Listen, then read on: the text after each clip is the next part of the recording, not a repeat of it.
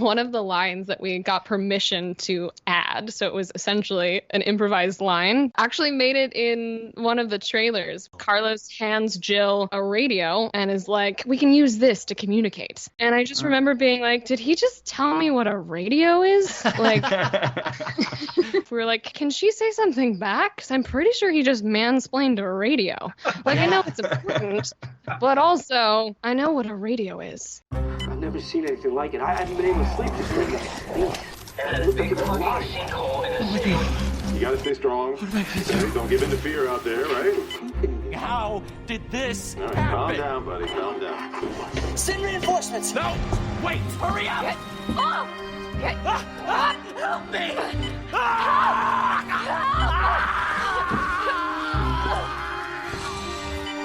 Hey, I'm Nicole Tompkins, Jill Valentine in the Resident Evil 3 Remake, and you're listening to the Crimson Head Elder podcast. Can you see that area behind me beneath the red tinted sky? That is what's left of Raccoon City. Our platoon is cut off.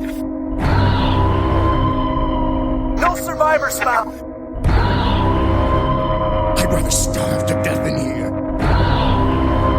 than be eaten by one of those undead monsters!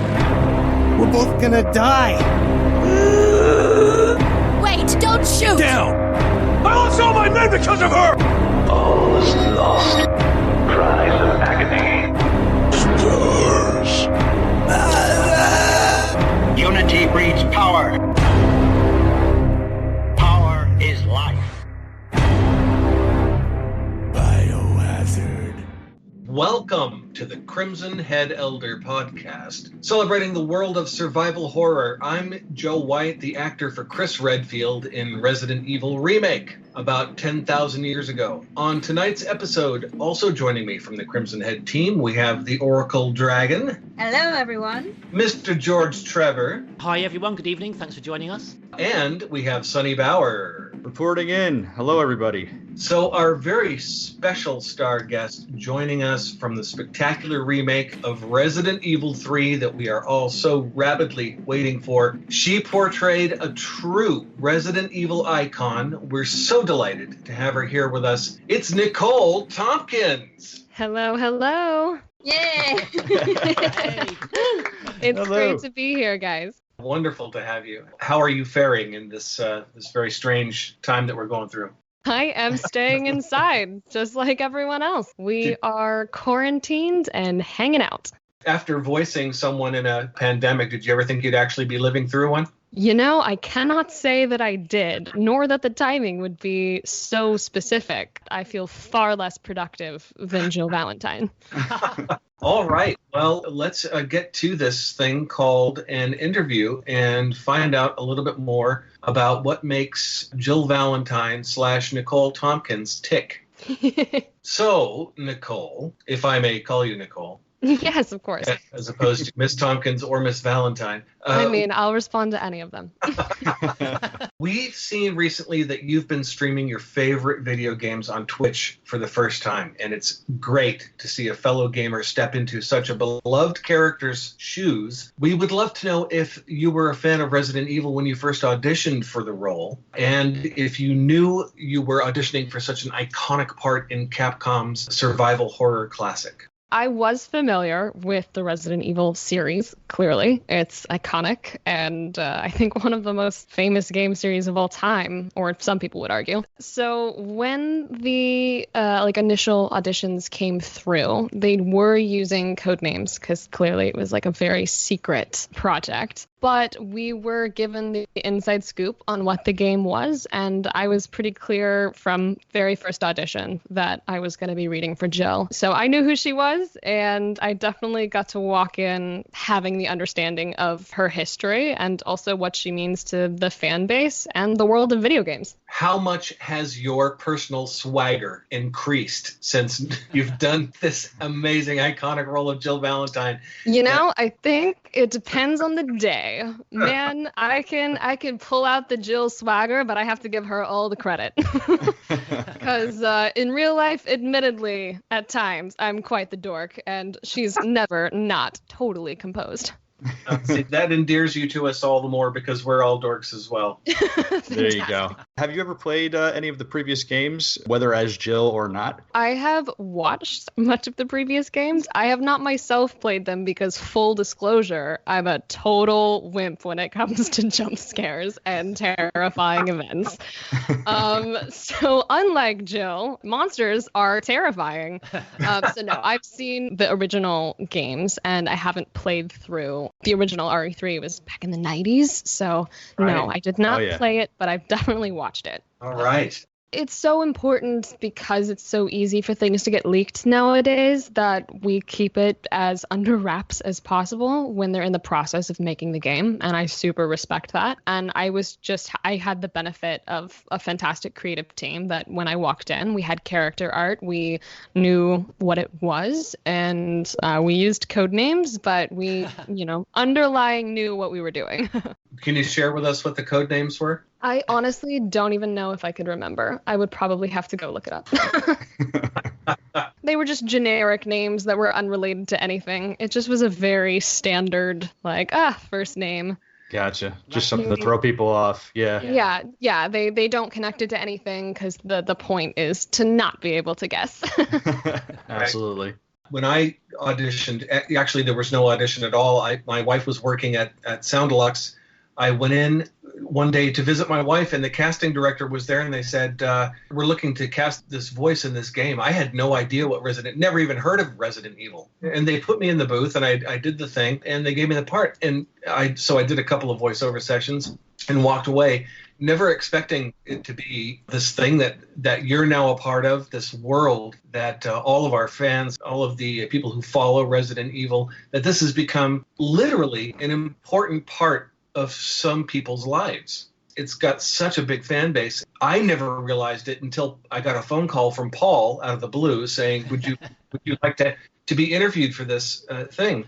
I still can't believe I had the audacity to phone you. I don't know how I got your number. Yeah, I still feel like I owe you an apology every time you say that.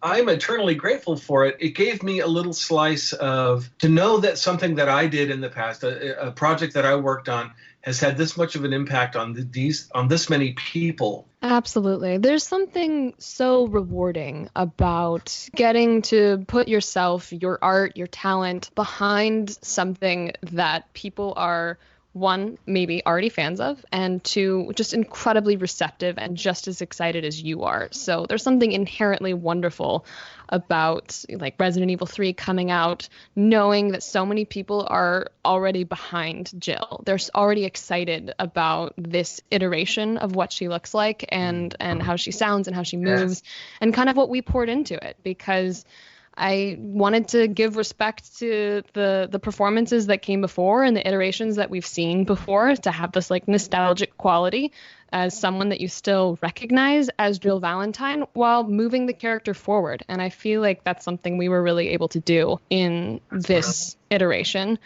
Is put myself behind it and work with a fantastic creative team to kind of bring forward this next version of who Jill Valentine is and what she represents. Welcome to the family. Hey, thank you so much. And I'll tell you what, based on just the demo and the trailers that have been coming out, the fan reaction, they definitely think that Jill Valentine is back. So that's definitely down to you and the creative team. So thank you for bringing Jill back. It was time for her to come forward. It was time for her to step forward and take her moment and get some respect for the badass that she is. Jill, over here. Brad.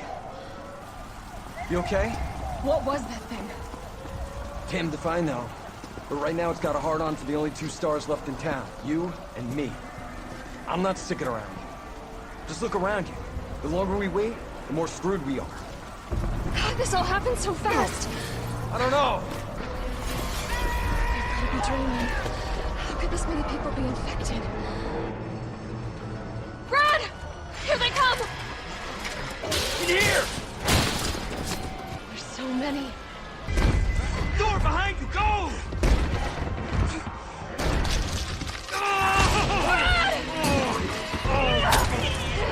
Don't think about it. We're gonna make a run for it. Come on, Jill. We know how this ends. No, I don't. Are we still a team? Always. Then do me a favor. Go!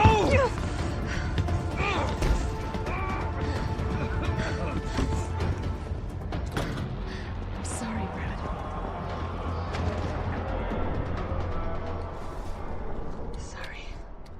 We really felt that with this being such a beloved character, you just stepped into her shoes so masterfully. And as I'm sure you know, gamers can be very critical, particularly with these types of characters that we've grown to love over the years. And we're all hearing fantastic things about your performance. Thank you so much. I super appreciate that. I think when you kind of jump in to do something of this level or a character that people already know, I found myself not actually spending much time thinking about like how would the fans receive this or how would how should Jill be portrayed. Like I didn't spend much time focusing on that because I was lucky to be surrounded by a team that I knew was super passionate about creating the best game possible, and there's so many people, amazing talents involved in making something like this come to life that I knew I would be kept in check. We had a fantastic director, Steve Kniebley, who did our cinematics direction on the mocap stage and all of our performance capture. So he had us in check on what we were up to. So that allowed me the freedom to really just invest in the story, just invest in the narrative,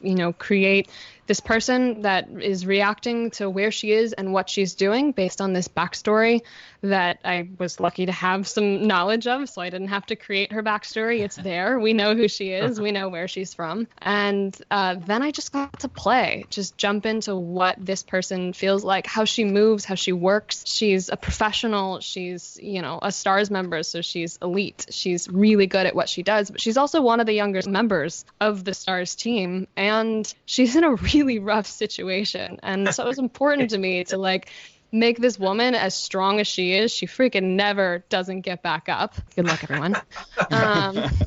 That's brilliant. You're echoing my sentiments exactly. These are normal people put into a horrific situation. They're not superheroes. Absolutely. And man, it freaking hurts. Man, if Nemesis grabs you with a tentacle, it's gonna hurt. Let's be real about it. And what? He's got a flamethrower now? Come on. Yeah, that's a bit new for this one. Where does this guy shop? Where does he get this stuff? I don't know. I've been to Toys R Us. They don't have flamethrowers. Well, when Joe was saying welcome to the family, I just said, is he going to punch her in the face? Like RE7? Like RE7. Well, we should call you first, Nicole. That's a reference to RE7. I just imagine an audio cue with Jack saying, welcome to the family, and we just hear Jill's audio, ah! And of course, Nemi opens the door, stars. She's all right, she's out cold. Oh. All right, I guess my job here is done then. All done here. All right, take it away with question 2 then. All right, the question is simple. It was fun to see you post on your Twitter a poll for gamers to choose which video game you could play. The choices included Animal Crossing and Breath of the Wild. Will the fans be seeing more from you about your Twitch channel and maybe a Resident Evil choice in your next poll? I have been enjoying hopping on Twitch and streaming a little bit. It is true. Definitely new to the streaming world, but I'm having fun while we're all stuck inside quarantine. And I think it is very likely that you might see a little Resident Evil. Excellent. 3. I cannot promise how well I will escape zombies or whether or not I'll play on easy mode, but I will do my best to use my freaking dodge function. I will definitely make fun of myself the whole way through. And excited to talk about the performances as we play through the game. Well, that's quite all right, because just to relate to that, I saw quite a few years ago that Jimmy Fallon had Pierce Brosnan on his talk show, and he actually versed Pierce Brosnan in GoldenEye, and Pierce Brosnan was horrible at playing the game. So that was fun. That was fun to watch. So if this happens, you already did it for real, so it's all good. Yeah, look, here's the thing, guys. I mean, everything that you see, I already did. So I mean, if I can't use the controller in a way that makes her look as badass as we intended, that is not on me, is it? No, I think you're cleared of all responsibility on that one. Okay, phew. And who knows? I might jump out and surprise you. What if I am like a speed runner of this game. That's not true. I won't be. I'll have way too much fun exploring every little plant and box.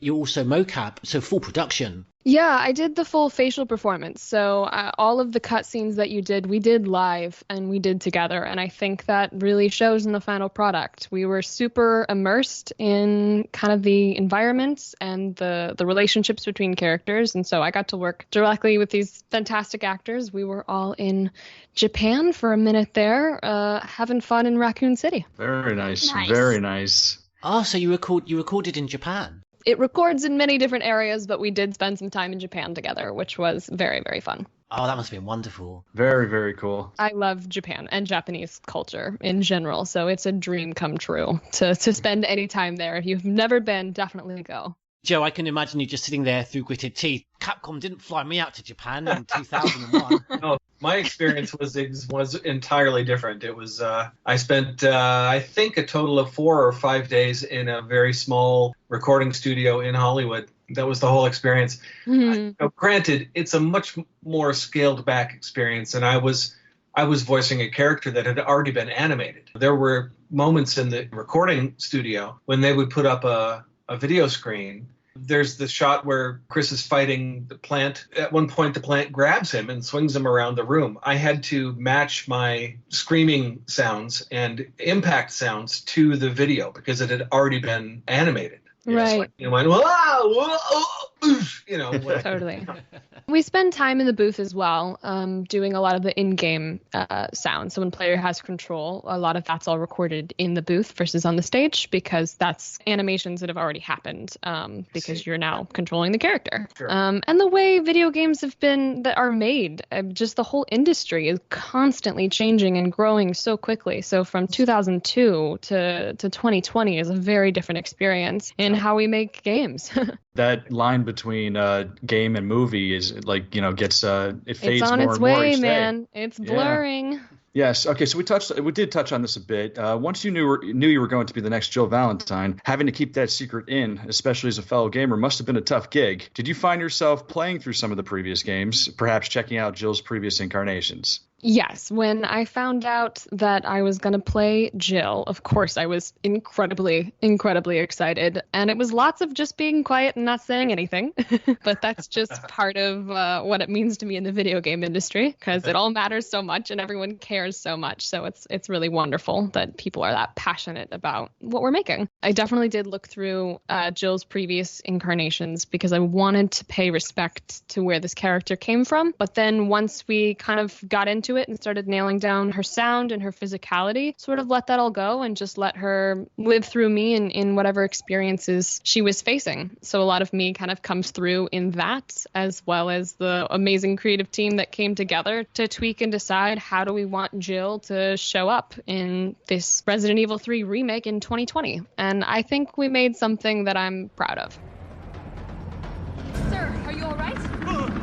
Stay back! Don't come any closer! Hey, come on. There's a helicopter waiting to take you to safety. What safety? I'm not going out there! The parking garage isn't far. I can The only safe place is in here!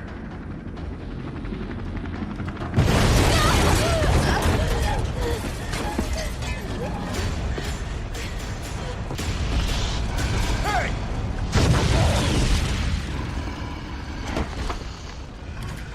Hey, easy, lady. I got you. Who are you?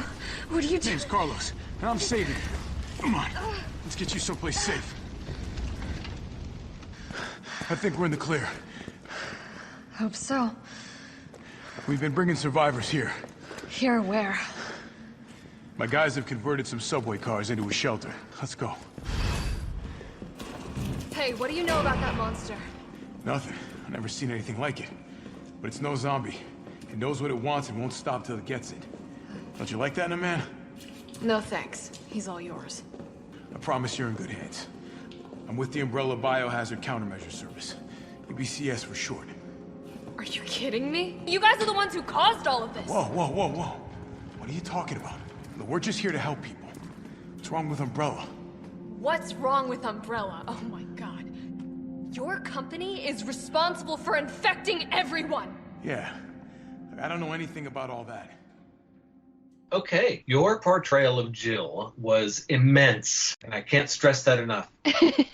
You brought so many emotions to your performance, which resonate so much just from watching the cutscenes. This really helps to immerse us into the narrative when we play at home, deeply feeling what Jill has to endure and overcome. Thank you, on behalf of all the fans, for such a wonderful performance. Oh. Was it in any way intimidating, knowing what a hugely popular, such an iconic role you were undertaking, and not just in the Resident Evil series? Jill Valentine is known as a signature character across the whole video game genre. I definitely was aware of the responsibility I was stepping into with a character that's important to so many people. That said, I think I did a really good job, and the people around me did a really good job of keeping me pretty protected from kind of this outside version of what Jill should be, and that really allowed us to be creative and do what we do best. We're actors, we're storytellers, and at the end of the day, she's a super badass, highly trained young woman who's in a really rough situation and doing the very best that she can. And I think that reads, and that's kind of how we approached it. And we went for that and figured out, what qualities show through. I think we developed more of her humor and wit as she speaks with Carlos and the different people that she interacts with. And that's something I really enjoyed kind of bringing to the forefront as we worked through the scenes and adjusted to figure out what would it really feel like in this moment. And I think that naturalism and excitement really plays in the final version, and I hope everyone feels the same. Oh, wow. I mean, I know I certainly do. Yeah, absolutely. We've been wanting that from Jill since 2009. The last we saw her, we saw her in Revelations in 2012, but there hasn't been a widely positive reception to the performance in that, unfortunately. She kind of came across as sort of stoic, kind of vanilla, according to the fans. But to bring her back with sort of the sass and the humor and the wit, the dynamic qualities of her, it's great to see it again. It's something that the fans have been missing for quite some time. Oh, I'm so glad you think so. Yeah, absolutely. He was infected. He might have been infected. Oh, stars, this soft. No wonder so many of you dead. And what are you, UBCS, killing your own people? He would have turned. There's your sense of self-preservation.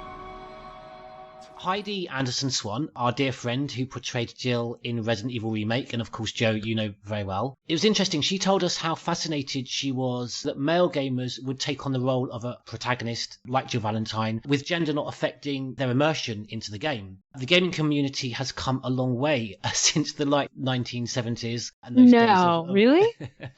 And those days of Pong and Space Invaders. Hey, don't knock Pong. Don't knock Pong. Nobody's knocking Pong, Joe. In terms of female gamers being comfortable and confident, not to hide their gender, also, of course, a reflection of society as a whole. As a gamer yourself, what are your experience and thoughts on this? Yeah, I think, the role of women in entertainment is, in general, women in any workplace, such a subject with everything that's been going on politically. And I think it's really beautiful to bring Jill back, because I think many people look at her as one of those first characters where it's like, oh, men can play as a woman? No. And I think at this point, hopefully, we're kind of past understanding, of course. People enjoy games, male, female, whatever gender, because we like to play, we like stories, we like to be active, we like to experience worlds and societies that we would never experience in real life. And that's just our human nature is to tell stories and experience stories, regardless of male, female. We've had so many more amazing games since then with fantastic female roles, and the Horizon Zero Dawns that sold super well and didn't have a previous history but had a strong female as the main player, playable character. Have you played The Last of Us? I know a lot of the people in The Last of Us, and so I've played parts of it, and I've watched almost all of it because the performances are so strong and fantastic. Exactly right. Yes, and that's another game that's really, set a new bar for narrative and a new bar for storytelling, which is something from an actor's perspective that I come from more of the performance side of appreciating stories in games. I'm all about the cutscenes. I'm all about who voiced this. Ooh, that's good. When I'm playing, I'll mimic people when they talk or say things, and I'll respond back to them. So as far as like female gamers, they're all over the place, and I don't think they're in the shadows, honestly, anymore. And if they are, please let your face shine, because we're all out here having a grand time. Here's a good question, statement and question. Jill's relationship with Carlos is legendary amongst the fans within the Resident Evil community, but other gamers outside of this game cite Leon and Claire as the series' signature couple, but Resident Evil fans have always embraced as universally and beloved Carlos and Jill's development relationship. They became more close to each other. That quite didn't get off to a good start. But did you know that Jill smacks Carlos in the original? I did know that. I always hope that would come back, because it's like, oh, okay. You seem to enjoy that a bit too much, Aaron. I like that scene. It's really impactful, because Carlos is like freaking out and Jill's like, I have enough of this. Whack. What was it like to perform through that development, and how closely did you work with Carlos's actor, Jeff Shine? Jeff is admittedly someone I adore so much, but don't let Carlos know. Don't let him know. Don't let it stoke his ego. But I think Jeff is going to be fantastic and good in any role that he takes on, and he never has a bad take. So I love working with Jeff. Paired with incredible talent, he also has the most wicked sense of humor. So we had a real blast working on this together. We were in Japan together. We've done many sessions together, and I consider him a wonderful colleague and friend. It's always incredible to hear that the actors get on well, as opposed to like, we have to pretend to be in love, but we hate each other in real life. Yeah, no, not at all. I felt like the team of actors and the cinematics crew that kind of came together, we were a big family. We were having so much fun. And there's just nothing like being on a motion capture stage with a room full of people that are all excited to be there. Just imagine going to work and every single person is stoked to be working on what we're all working on together, right? It's just such a magical environment. That's not something that happens every day. No, you're creating something with people that are fans of the thing that they're creating already. So we just had a blast, all of the actors, and I did. And again, I think Jeff was the perfect person for Carlos, and us working together was super fun, because I think a lot of that humor and banter and playfulness that's in the script really came to life with the way that we spoke to each other. I know one of the lines that we got permission to add, so it was essentially an improvised line that then Capcom confirms and is like, yes, let's do it, actually made it in one of the trailers, which is Carlos hands Jill a radio and is like, we can use this to communicate. And originally she like didn't say anything back, and I just remember being like, did he just tell me what a radio is? Like and so with the director and Jeff, we were like, can she say something back? Because I'm pretty sure he just mansplained a radio. Like, I know it's important, but also I know what a radio is. That's really that look you give him in the cutscene, that withering look as you say it, is fantastic. Totally. So that was like a great, example of like added moment, added humor that just worked. And again, we just had such a complete team of people from game design side and animation side and cinematics, just really all coming together to make something that we're proud of. And because we know we're making something we're proud of, we know the fans hopefully will love it just as much as we do. All right. I'm in. But I am on their side, not yours. Oh, hey. It's cool. We all want the same thing. Thank you, Jill. All right, Super Cop. Here you go.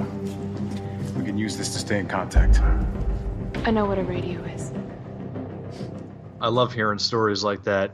It's wonderful. It's wonderful to hear. I am really jealous of your experience, because my experience with the game was so insular and so individual. There was no other team. There was no one to share the experience with. And I really am kind of jealous of your experience. Well, that happens based on whatever projects you're on. This just happened to be a wonderful example of us getting to all work together.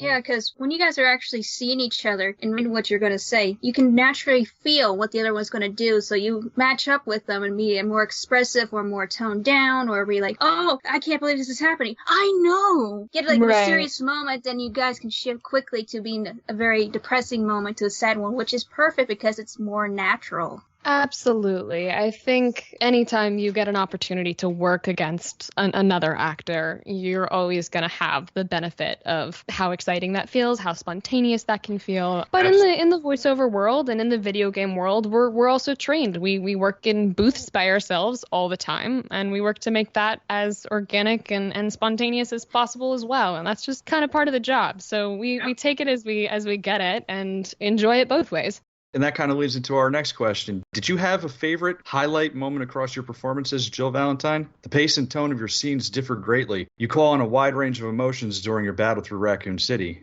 Oh my gosh. I think picking a highlight is just unfair, because if you say to someone, you're Jill Valentine, you best believe all of Jill Valentine is a highlight. But admittedly, the fantastic Neil Newbon, who is now a dear friend of mine, plays both of my enemies, Nikolai and Nemesis. And because he was doing the motion capture for both of those, we had a whole lot of fun. We would not have had it any other way. I was never not in a scene where Neil and I weren't giving each other eyes, either as a giant monster, stars-eating tentacle person, or as a crazy Russian who hates me.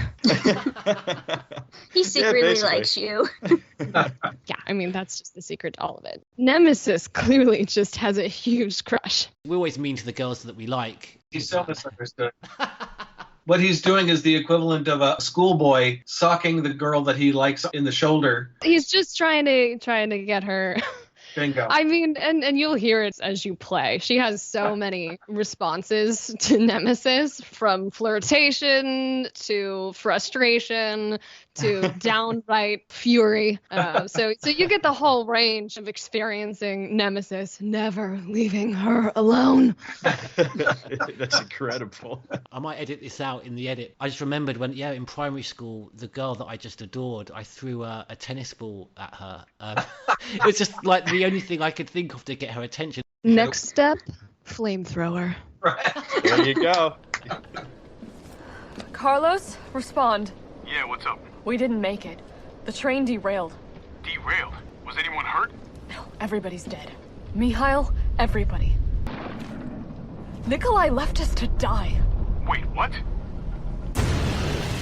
It's back! Jill, what happened? Jill, come in!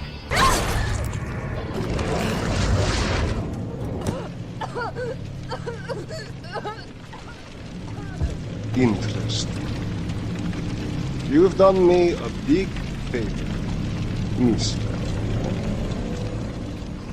Nicole, now that you can finally announce to the world that you are the new Jill Valentine, and in such a significant, important main title installment into the series, how does that feel both professionally and as a fellow gamer? It's amazing. You can't take on such an iconic, exciting, awesome female role like this that has such a fan base already that are just as excited and receptive about it, and not be just so grateful to be there. Because basically, I get to nerd out like everyone else. I get to play the game like everyone else, and just be excited to see this come to life, having had the really wonderful experience of performing it all the way through, and really just being immersed in the environment with an incredible team, thanks to Capcom and a fantastic cast and crew.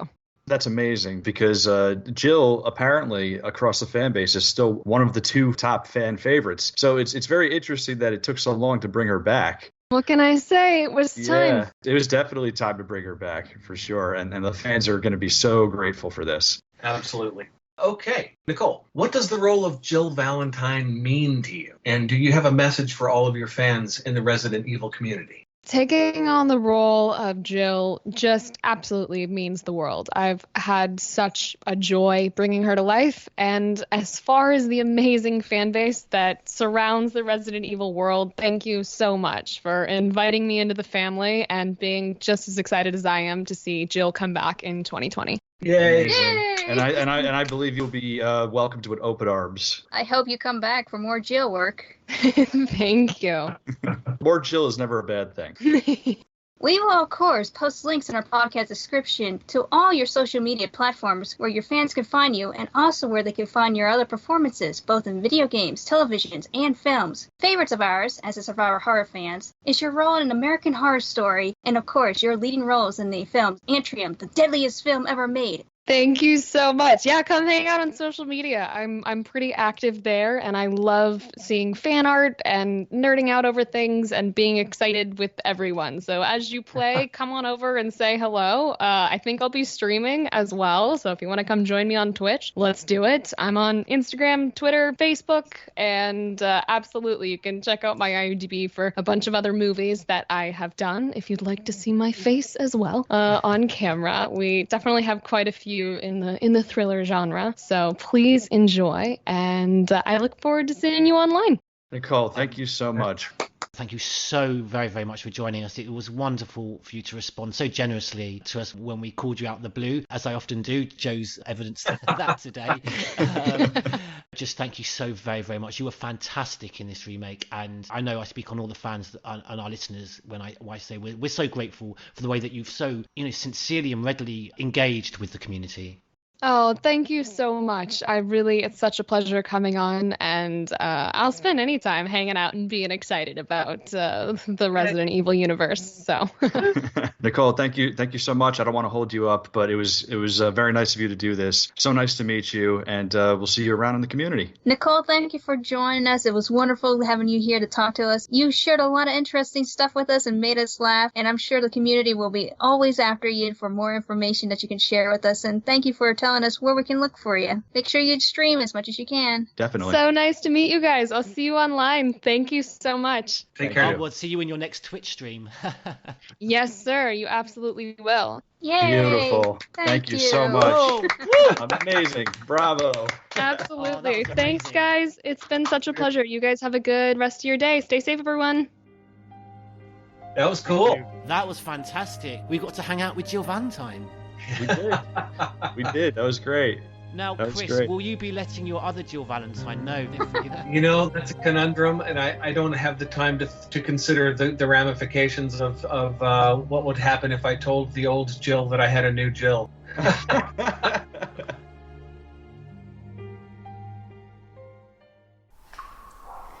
This broadcast is brought to you by Raccoon City Water Works, providing natural power to Raccoon City.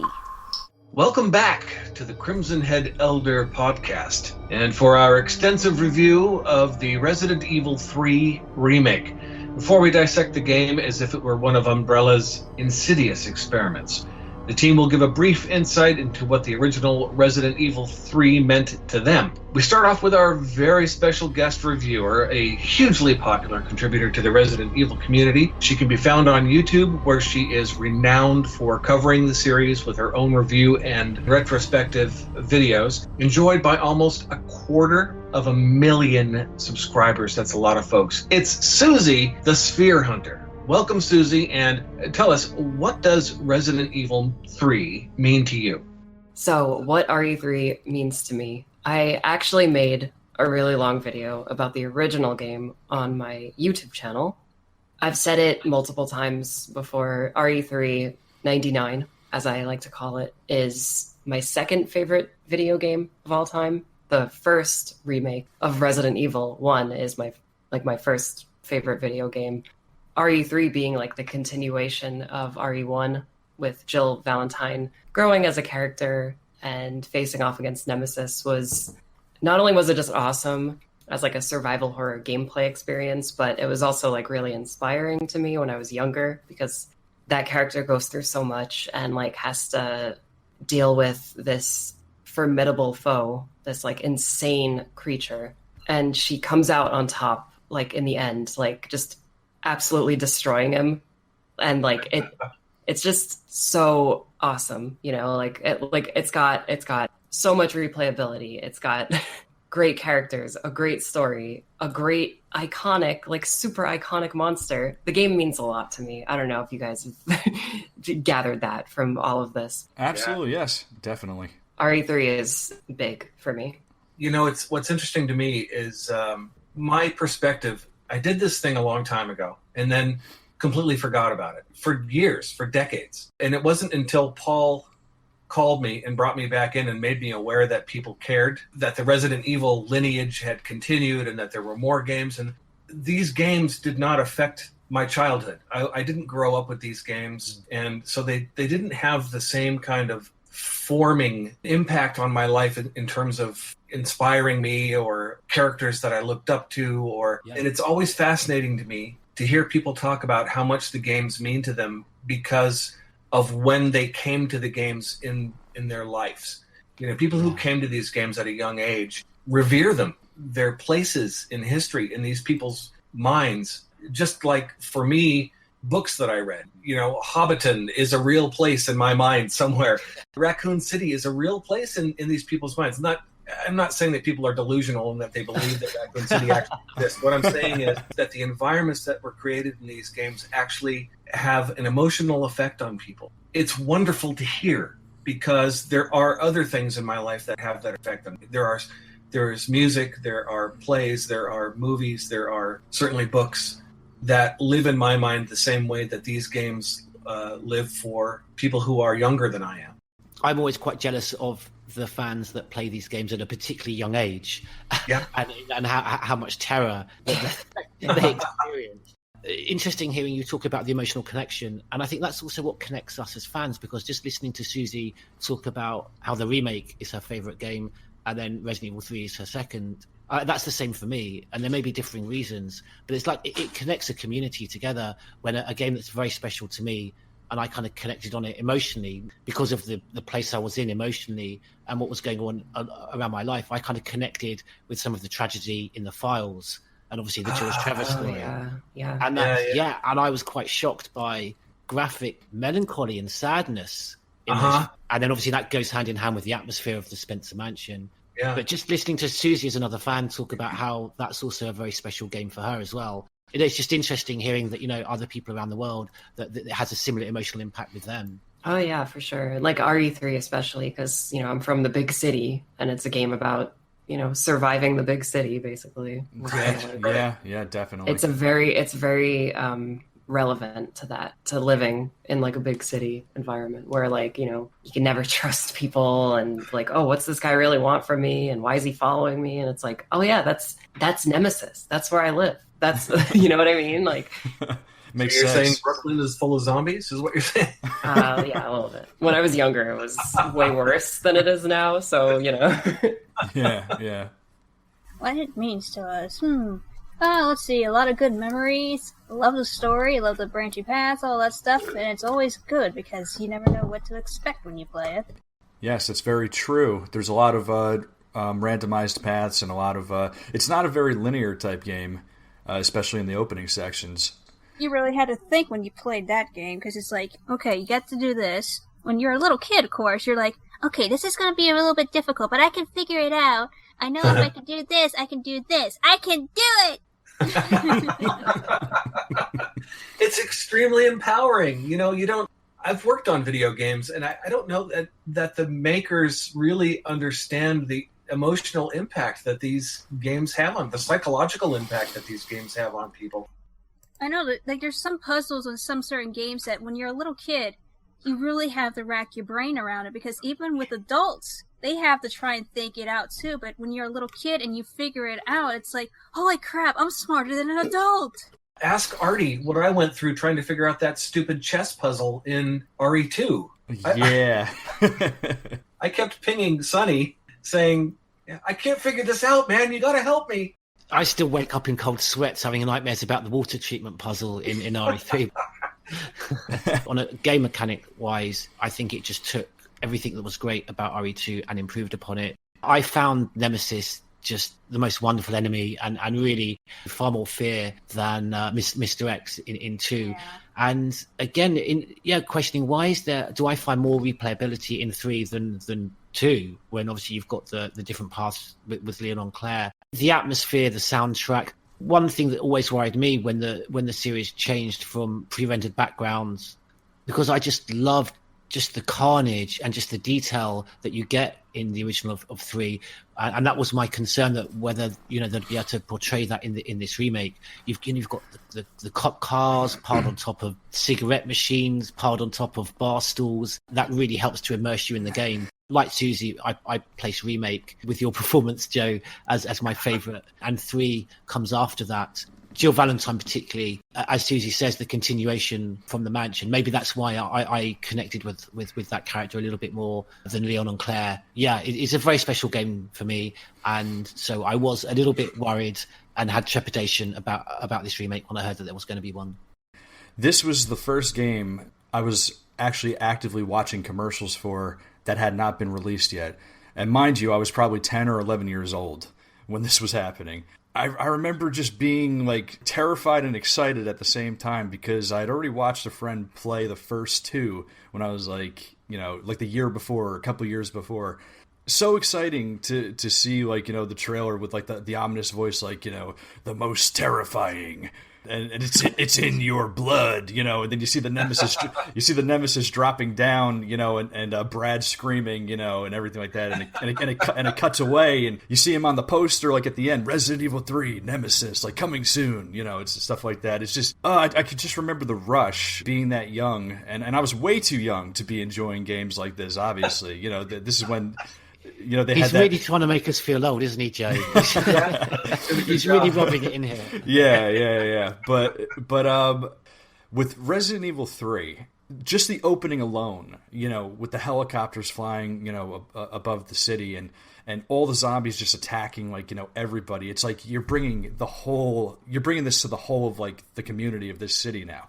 This is no longer a Spencer Mansion isolated incident. This is no longer somewhere far out, disconnected from everything. Now everybody has to deal with this problem. How's it gonna go? The return of Jill Valentine appealed to me because I had seen the first game first, and I knew that character, and I had seen a majority of her scenario. I love the STARS team, so to see that a monster, whose sole purpose is to destroy the STARS members, actively coming after this new character, I had much more connection with that than even RE2, which I had already loved.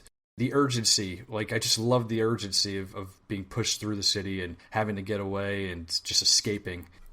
But this goes back to what I was talking about earlier. With people who played the originals when they were young, they have a certain type of graphic memory of playing these games. So when they see those original games, that texture, that environment, that atmosphere, that ambiance takes them back to that young age. When something is truly nostalgic, a certain part of your brain returns to that time. You feel all of those sensations that you felt when you were younger. It's like when you hear an album that you loved as a teenager, and you haven't heard it in 20 years, and you hear that album, it brings you back to all those moments in time, all those experiences that you were having when you were young. Even at my age now, I'm dropping into the remakes. I'd never played RE2, I'd never played RE3, but I love these games so much, and the connection that I feel with them is almost a connection of, these are people that I should have known, that people that I should have been there to protect, because I did the voice of Chris. I have a personal relationship, not in an insane psycho way. People are out there going, this guy's nuts. He thinks he's really Chris Redfield. No.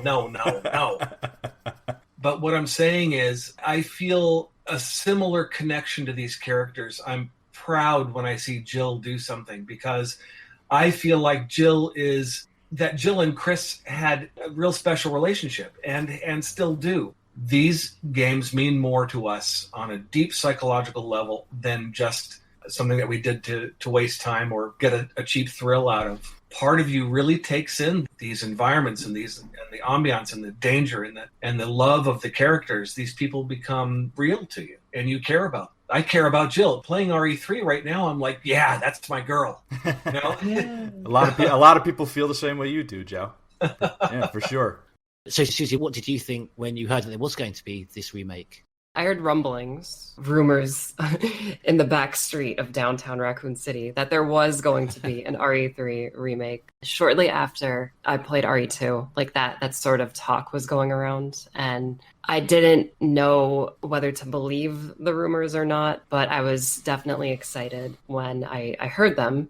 I was hearing a lot of interesting things and all of this kind of stuff, and when we finally got a reveal trailer, I was really happy. It was probably like one of the most happy days of my life because it really felt like we were going to get that 1999 game again, like the RE2 remake. And it was genuinely, I was so excited. Like I made a couple videos about it, analyzing the very first trailer and like piecing things together. I was so excited. And I was kind of tempering my expectations though, because so much of RE3 is of its time. It's sort of a game that you could only make in 1999 with all of the random elements and just the amount of encounters that the characters can have and like that Nemesis can have. Like you could do one thing, go back, talk to this guy, and then when you get to this point in the game, like Nemesis will be on the roof with a rocket launcher. Or like if you didn't do any of that stuff, like he won't be there for like an hour. Like, you know, like he won't be there for like an hour's worth of gameplay. I already had the idea in my head that that stuff wasn't going to happen, but I was still like really, really excited to play the game. I heard about it for so long, and when it finally got announced, I was ecstatic, to say the least. When I first found out, it was mostly just those screenshots that was released, which was a big, oh no, why did they release it? And then I was thinking, well, if they've been working on it, surely they actually took the feedback from what they were saying from the remake of 2. And people were like hoping and praying, please be like the original. Please give us the branching paths, the interaction with objects, the puzzles, and stuff like that. And of course, I ignored most of the rumors and stuff, what people were saying about it. And all I knew was just the screenshots. And then all of a sudden, Capcom's like, oh, we're going to be releasing it soon. And I thought, oh, you shouldn't be doing that. No, don't release it so soon. You still have time to work on it. Give us a good game. To me, it felt like they were being pressured to release. Everybody was going ham, like, oh, give us the game, release it now. And I thought maybe that was pressuring Capcom to release it too soon. What do you think Capcom's reason is for re-releasing these? Is it strictly because the fans are requesting it, or do you think it's a money grab? The reason that Disney remakes every film that they make is to make money off of a pre-existing franchise? Personally, I think it's probably the mixture of all that, because these games came out in the 90s, and the graphics weren't the best back then. Of course, they also had the limitations of stuff, because they couldn't fit everything in.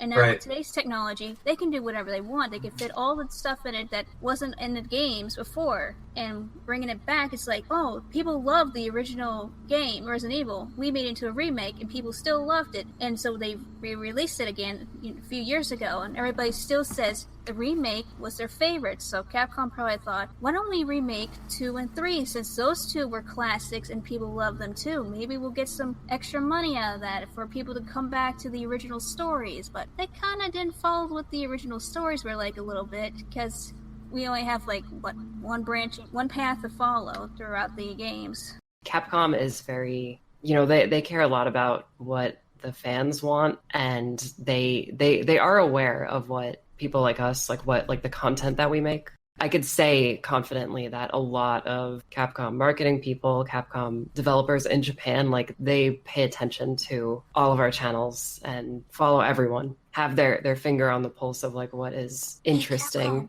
Take interest in Resident Evil Shade's story. Oh my God. Aaron's fan fiction. Shameless plug.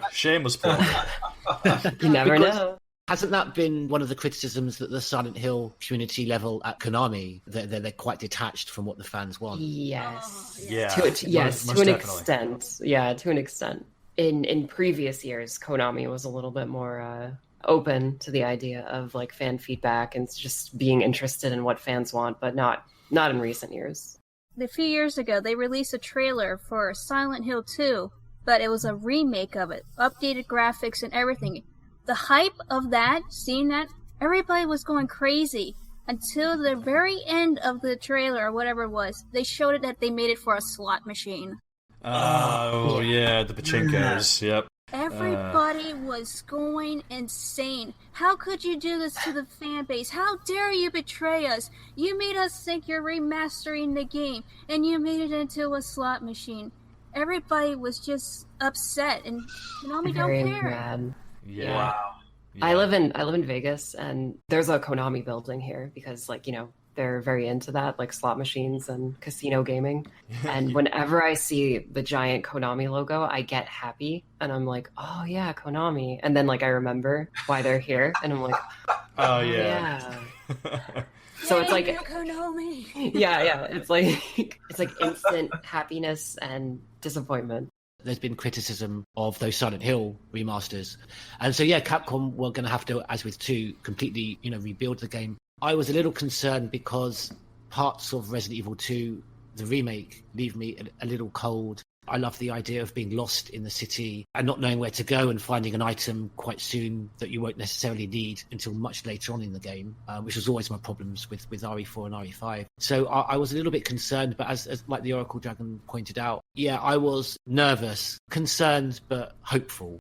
I had also heard, the rumors surfacing. I tried not to think too hard about it, but I thought the idea of it might be appealing because we had the remake of 2. Why not bring Resident Evil 3 to the modern day console so that it's accessible to a lot more fans? And I was cautiously optimistic. Like most of everybody here, they hold the game, the original game, in such a high regard. When I saw the first trailer, I got really excited because it's showing the first-person perspective of Jill in her apartment, which was already something that seemed like it was cut from the original game, as she's just thrown right out of the apartment. So seeing the opening with Jill being pursued by the Nemesis in her apartment and just trying to get out and going down the fire escape to get to another floor, thinking like, oh, okay, I got away from him. Then he crashes through the floor right in front of her. Okay, got to find another way out. And then it ends. The trailer ends with Jill diving out of the apartment. That is the exact intro of the original game, and it was such a sort of like a bridging of the 2 points there. And then you're seeing pandemonium going on throughout the city. We get our first glimpse of Brad Vickers. He looks great. He's not just on the poster anymore. He's he's right there in the flesh. And then he dies. We'll get to that, but yeah, no, it's just then seeing the UBCS, and I'm a big Mikhail fan, so seeing him on screen, realized again in the RE engine. Gotta say, I was cautiously optimistic, but I was much more hyped than I thought I was going to be. Well, that's actually a good place to go around the panel and talk about what we thought about the opening scenes.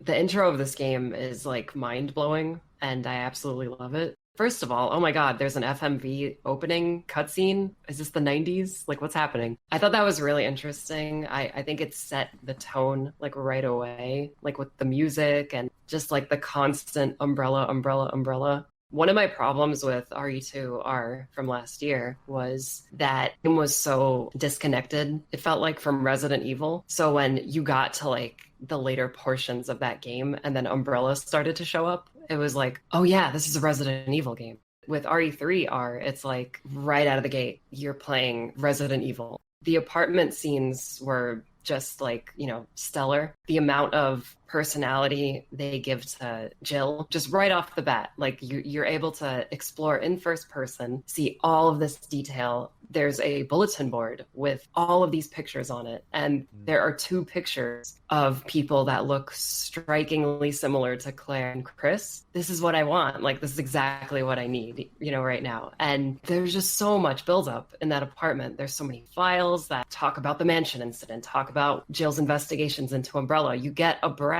letter. Actually, he seems to care about Jill and, all this stuff, and he's checking on her. It's incredible. And I thought introducing Nemesis right away was perfect for this type of game, for reimagining RE3, because in the original, it's just sort of her apartment's on fire and that's it. Here, it's like she has a legitimate reason. You see the reason. It's not just, oh, my apartment's on fire. It's very clear from the outset. Yeah, I thought the entire apartment sequence was just amazing. I loved it. I gotta tell you, I had a little bit of an anxiety attack.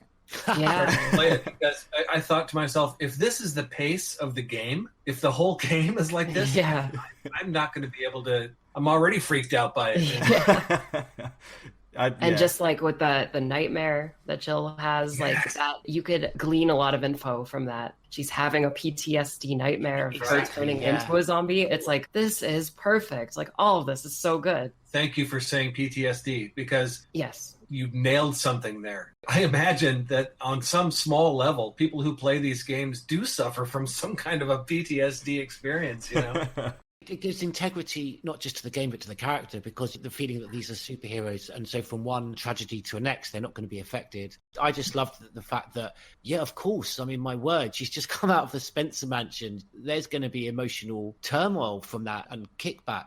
There are things peppered throughout the game that point back to the Spencer Mansion events that we'll talk about later. It's all just like perfect, you know, like it works too so well from a character progression standpoint for this game, because she is quite vulnerable, like running from Nemesis, and he's just throwing her around, breaking things, and she's caught off guard in like the worst possible way. And like that's such a perfect picture to paint right away to see what happens later. Absolutely, the way she reacts when he kicks her against the wall, how she like quickly looks up at him. In that brief moment, you can feel like she's uncertain. What is this? Is this a man or is this a monster attack? Yeah. Because she thought that was all behind her, but now she's facing a new type of tyrant who's aiming to kill her. Yeah. What we were experiencing in the apartment, I thought was short of, we were going to get like flashes of that, like the mansion incident in the RE engine. I was, are we going to see something here? Like, it was so vivid just seeing the PTSD. I mean, there's pills sprawled out on her nightstand. Did you see the cases of beer in the fridge? Like, that's too much beer,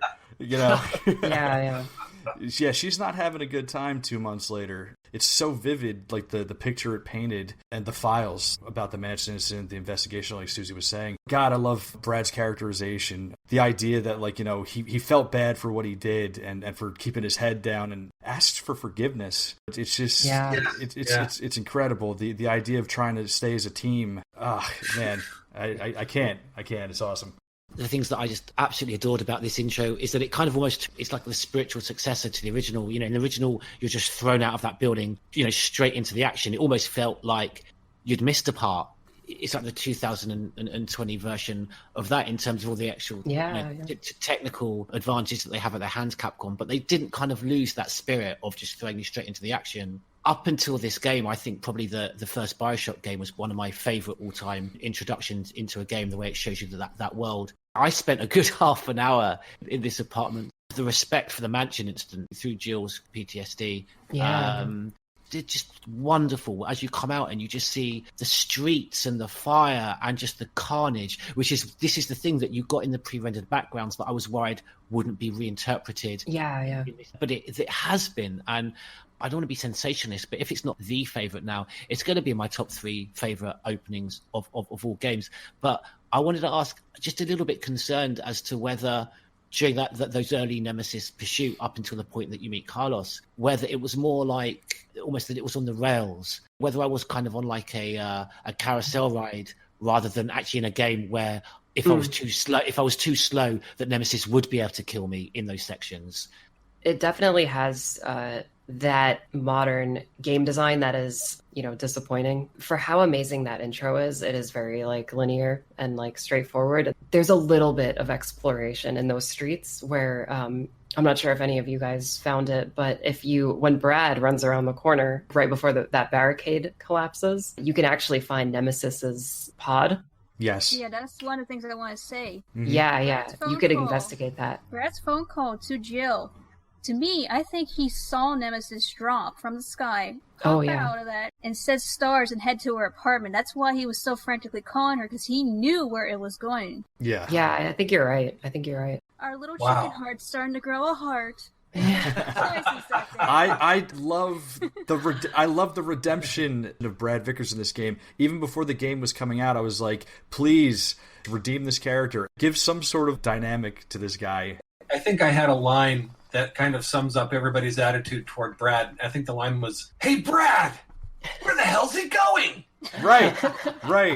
And this time it's like, hey, Brad, you're staying. You're telling us to follow you. Yes, thank you for that throwback. That's incredible. Where the hell's he going? I love it. Yeah, Can we just sit here all night listening to Joe doing lines from the remake? This game seems to have been inspired from the gameplay of Resident Evil 6. Even the cinematics, the way the camera follows the player, but still refines it. But there are still like those, we've got the pursuer chasing us this way, so we only have to go this way. There's like no other way that we could run. I did feel a bit directed. There's a path, and they made it very clear as to where you're supposed to go. Let me hold your hand, kids. This is a tough section. Yeah, exactly.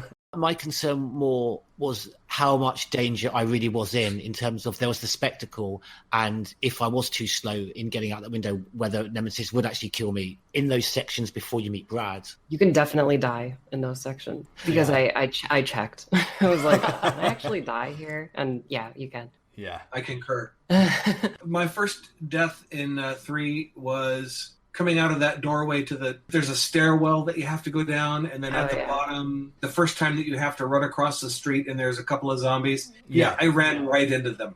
I didn't know what the dodge mechanism, I didn't know how it worked yet, so I was too slow at punching the dodge mechanism and I got caught. Just how incredible were those streets? The helicopters overhead, the fire. I kept stopping to look up at the buildings, the fire coming out. I mean, it's just one of the most beautiful looking games. Just the carnage everywhere. Just Capcom, I think, in these opening sections just excelled themselves. The artistry in all of this design. Absolutely. Yeah, this new engine, I believe it's a version 2 of RE Engine, so it's designed more for next gen, and we're getting to see that a little bit here, and it's very exciting. Like, everything is super colorful. Yeah, I love the vibrancy in this. Yeah, you didn't get that in RE7, RE2, or DMC5. Like those are the only other RE Engine games, and they're pretty dull on the color side. But this game is very pretty to look at. What the heck is Jill's apartment door made of? When she punches it acts like wood. When Nemesis hits it, it acts like metal. Okay, he just punched the door, yet he could punch through a brick wall. Oh my god, yeah. But anyway, with this opening out there back on the streets again, with the 2 helicopters, going overhead, did anybody else get the feeling that we were simultaneously experiencing the beginning of RE3, but also the intro of the original game? The people running, down the street with the zombies chasing. The cops all getting ready to line up the barricade. Yeah. I think that's what they were going for. Definitely, just combining that with the FMV intro is an extended version of the cutscene intro of the original RE3. There's a lot of love for the source material, but it's not. I don't want to say faithfully, but it's not adapting it. This game is very much a brand new game in every aspect, but it's got its little, nods, and there are things later in the game where you're just like, oh, okay, that didn't happen before, but now it's happening now. They still did that. It is a completely different thing. I know it's very vague what I'm saying right now, but it's just. I still felt that it sort of had more of the heart of the original compared to the remake of 2.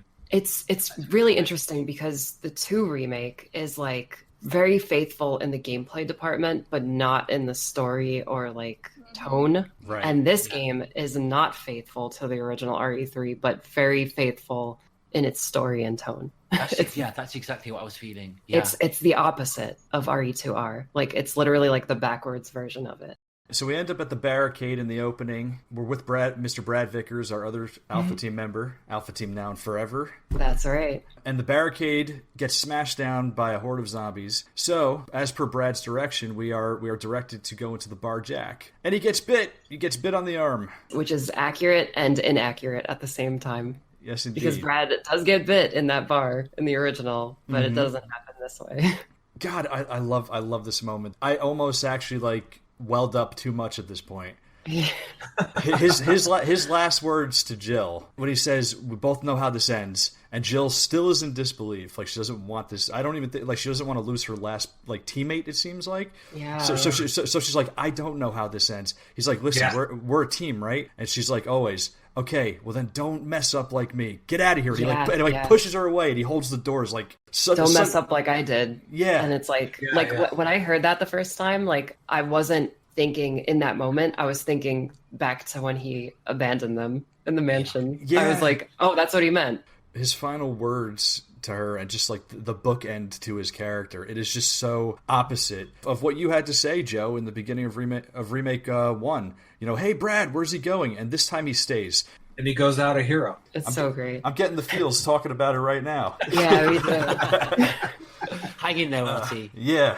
This is the kind of stuff like Resident Evil fans have wanted for so long, you know, like people who enjoy the stories of the original, and it's like they're finally giving us more to those characters, being pretty quick. Like it's so impactful to the story, the characters, and if they were to do Chicken Heart again, like sure, that'd be accurate and that'd be great. I would go, oh yeah, you got it. Yeah. But this time it was like special this time. I feel like I need a catharsis for Chris. You know?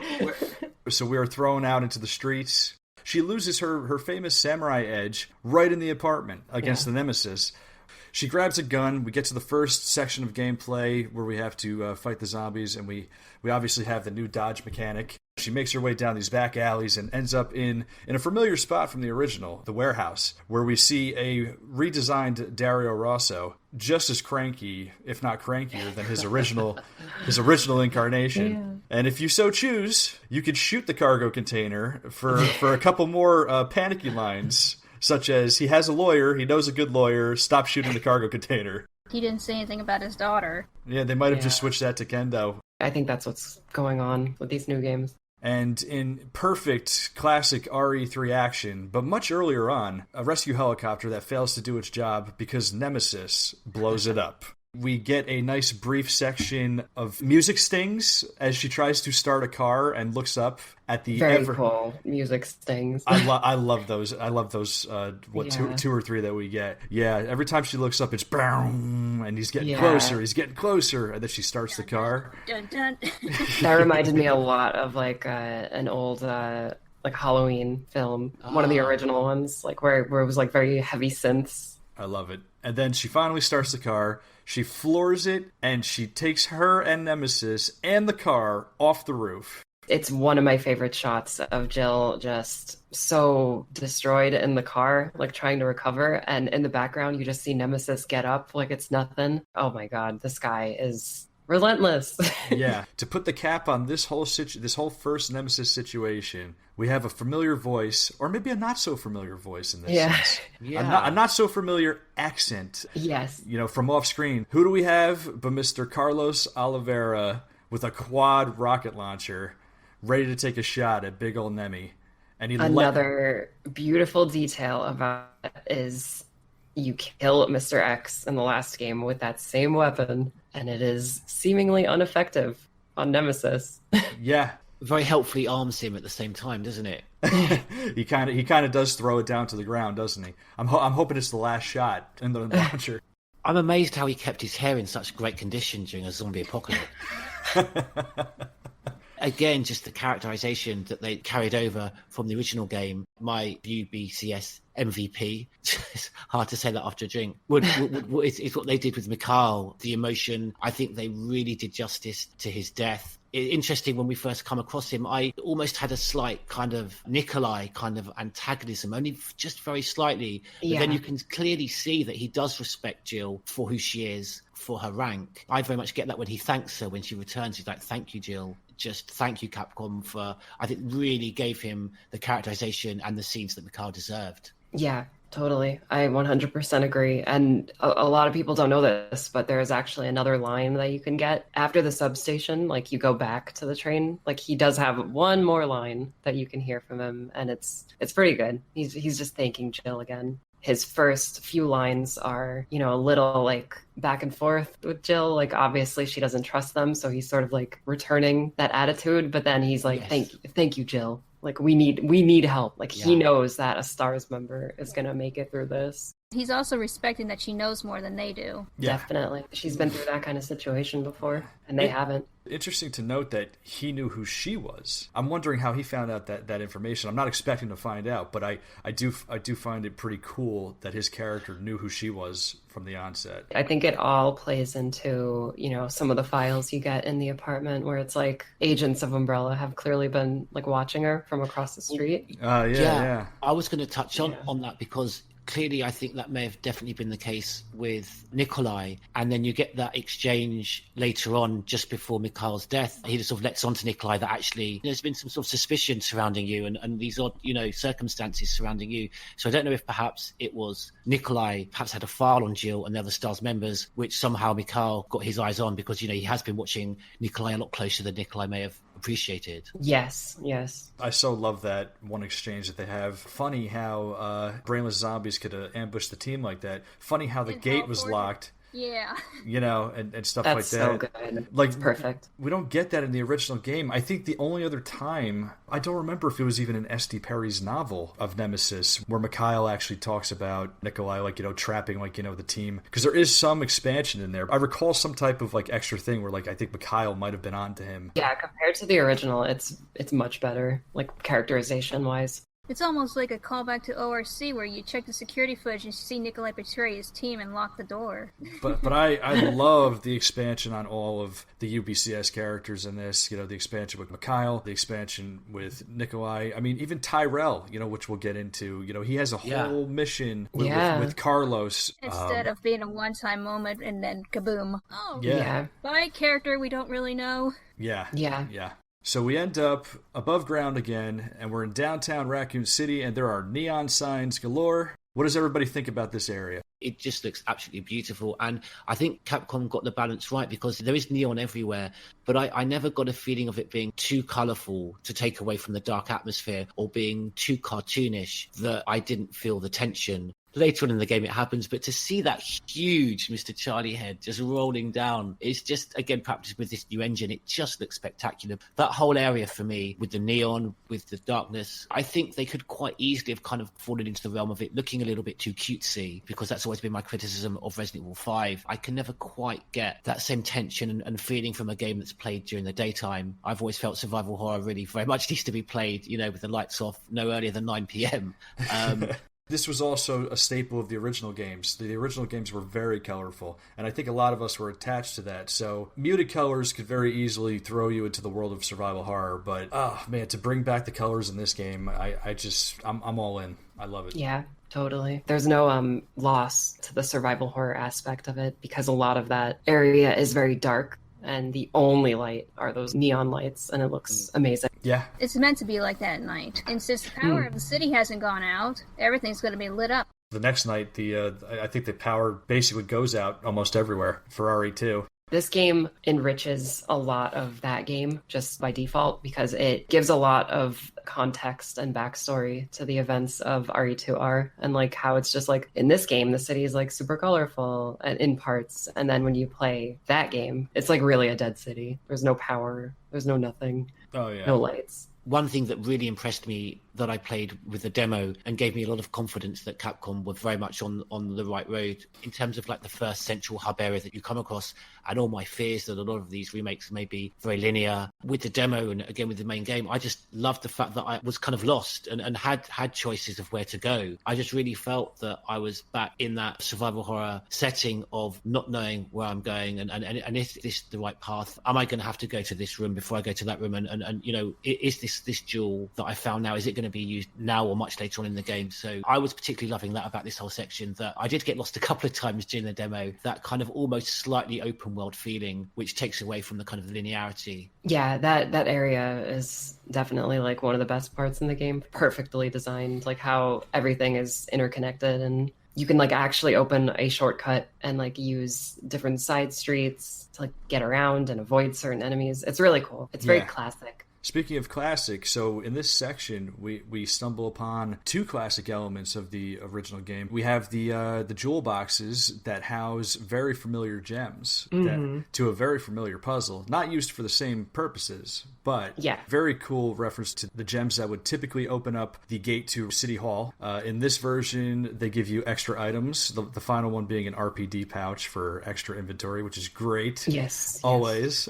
And then we have to get past an alleyway, and we find the infamous fire hose to put out that fire. The animation is very similar looking to the original game, which I thought was really fun. Indeed it was. She's just shooting the water everywhere and stuff. It's like, oh wow, it's like the original game.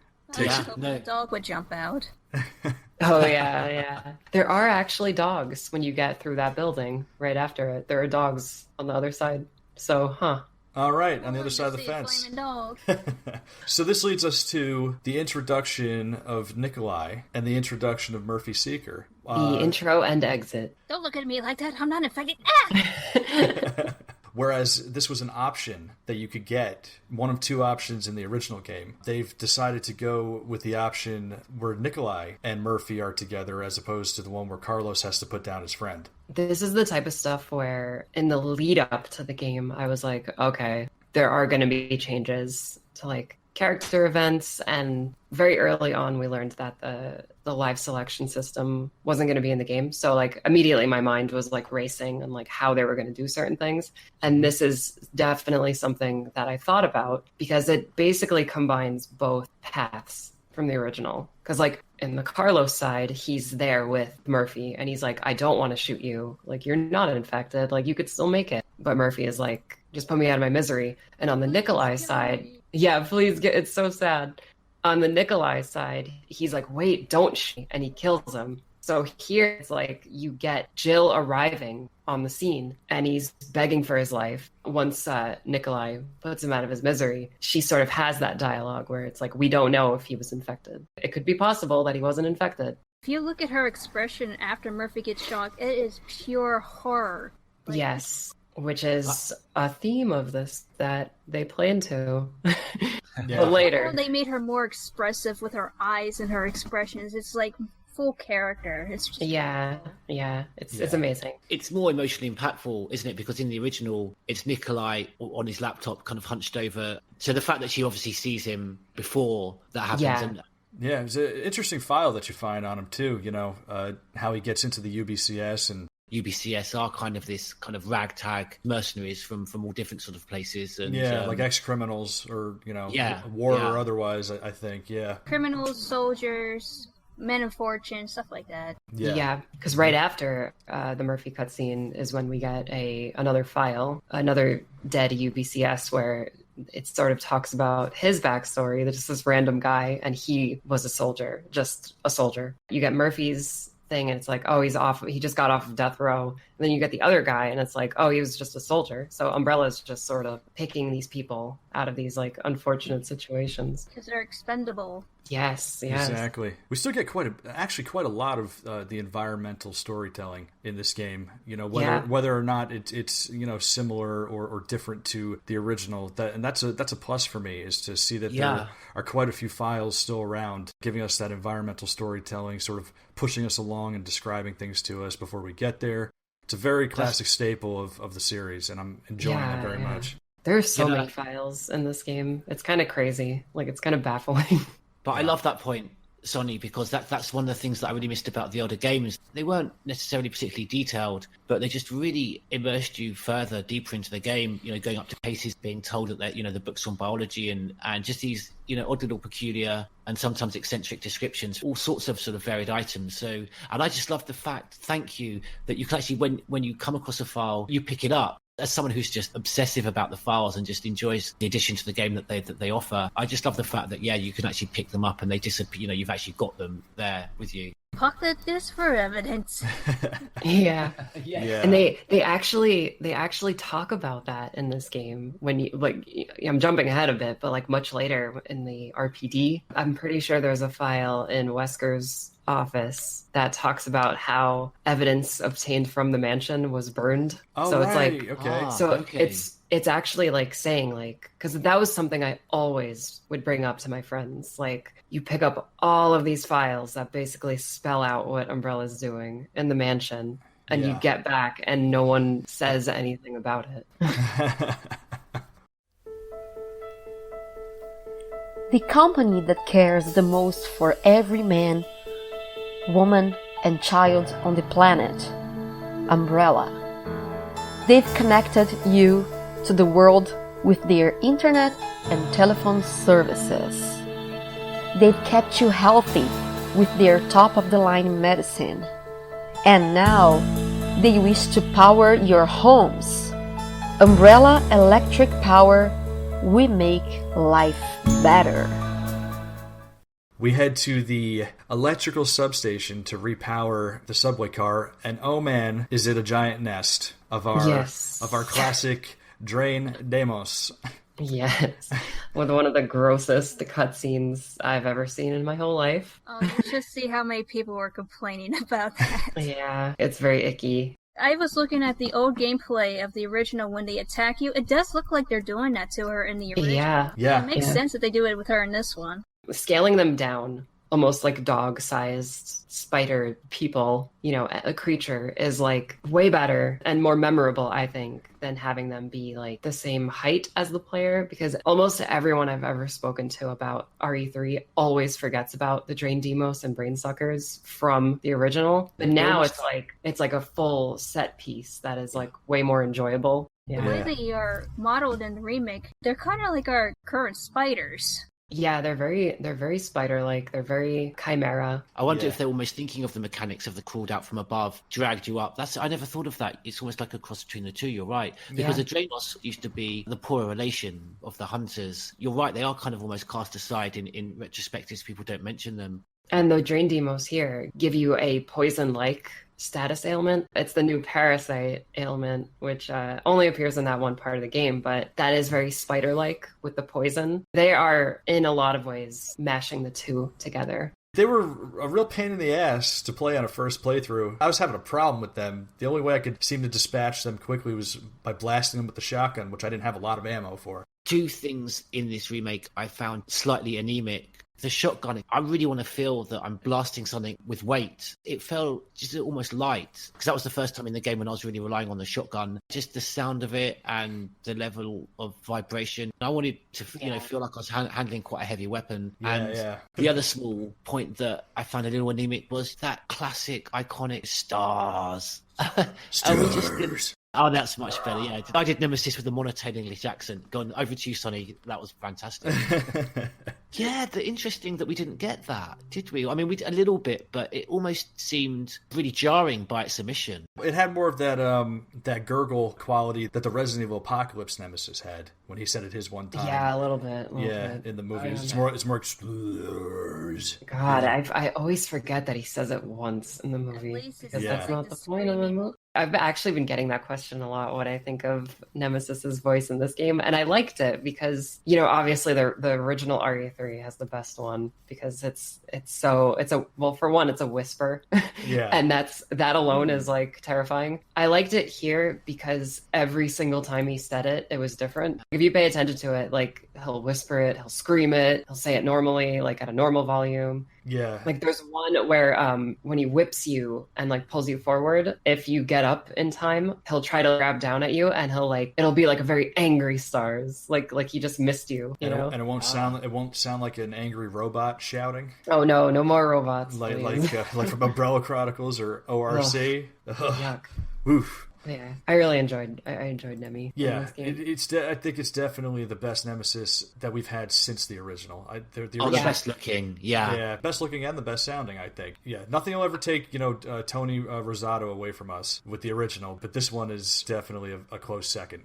There has been obviously a lot of sort of talk about the nose, but I thought it was quite a brave decision Capcom went with this redesign. His stretched out head, which reminded me just an image from Invasion of the Body Snatchers, when the humans, once they become body snatchers, they point at the remaining humans and scream, and you have this extended mouth. And that scene when he just walks out of the fire and he's on fire, it's just stunningly beautiful, but that takes nothing away from the fear. Just stunning. If you watch his teeth, you can actually see them start to crack. Yeah. Oh.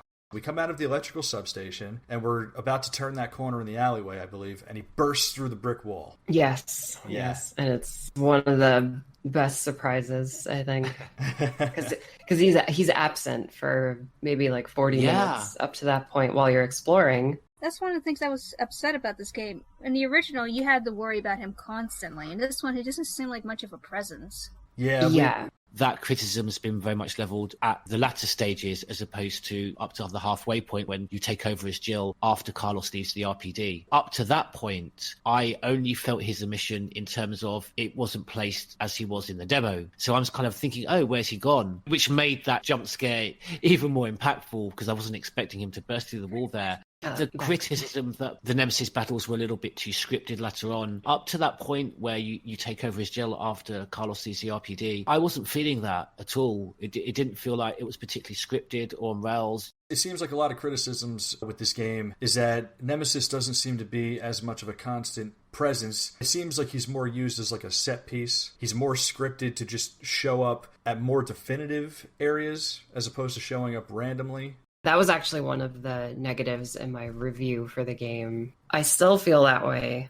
I've actually gone through the game a few times and tested some things just to like see where he can go and like what he can do. And like he can go into like the substation if you were to backtrack and run back into the substation. So you'd effectively be fighting him with Drain Demos. He can go there. He can follow you all over downtown, and it's really good. I think the problem with Nemesis in the early parts of this game is that once you get the trains back online, you sort of shut that area down. It's a hard point of no return, is what I called it in my video. And the fact that the game on all difficulties gives you hand grenades, those put him down with one shot. I feel the game could have been balanced a bit more and in different ways to make him feel more meaningful. Like when you get to the sewer, which is like a really great part, I feel they could have put Nemesis at least one more time in the sewer to make up for him feeling a little set piecey. But yeah, I definitely feel that when I play the game. He's a little more scripted than Mr. X. I felt they got the balance. I preferred the balance they got in terms of you want the impending pursuer tension, but at the same time in RE2 where Mr. X for me transgressed into almost annoyance rather than fear. I thought they got that balance great with this. Just perhaps such a shame maybe that wasn't built upon, that he could just suddenly burst out of anywhere. I get that for sure. And because, Mr. X is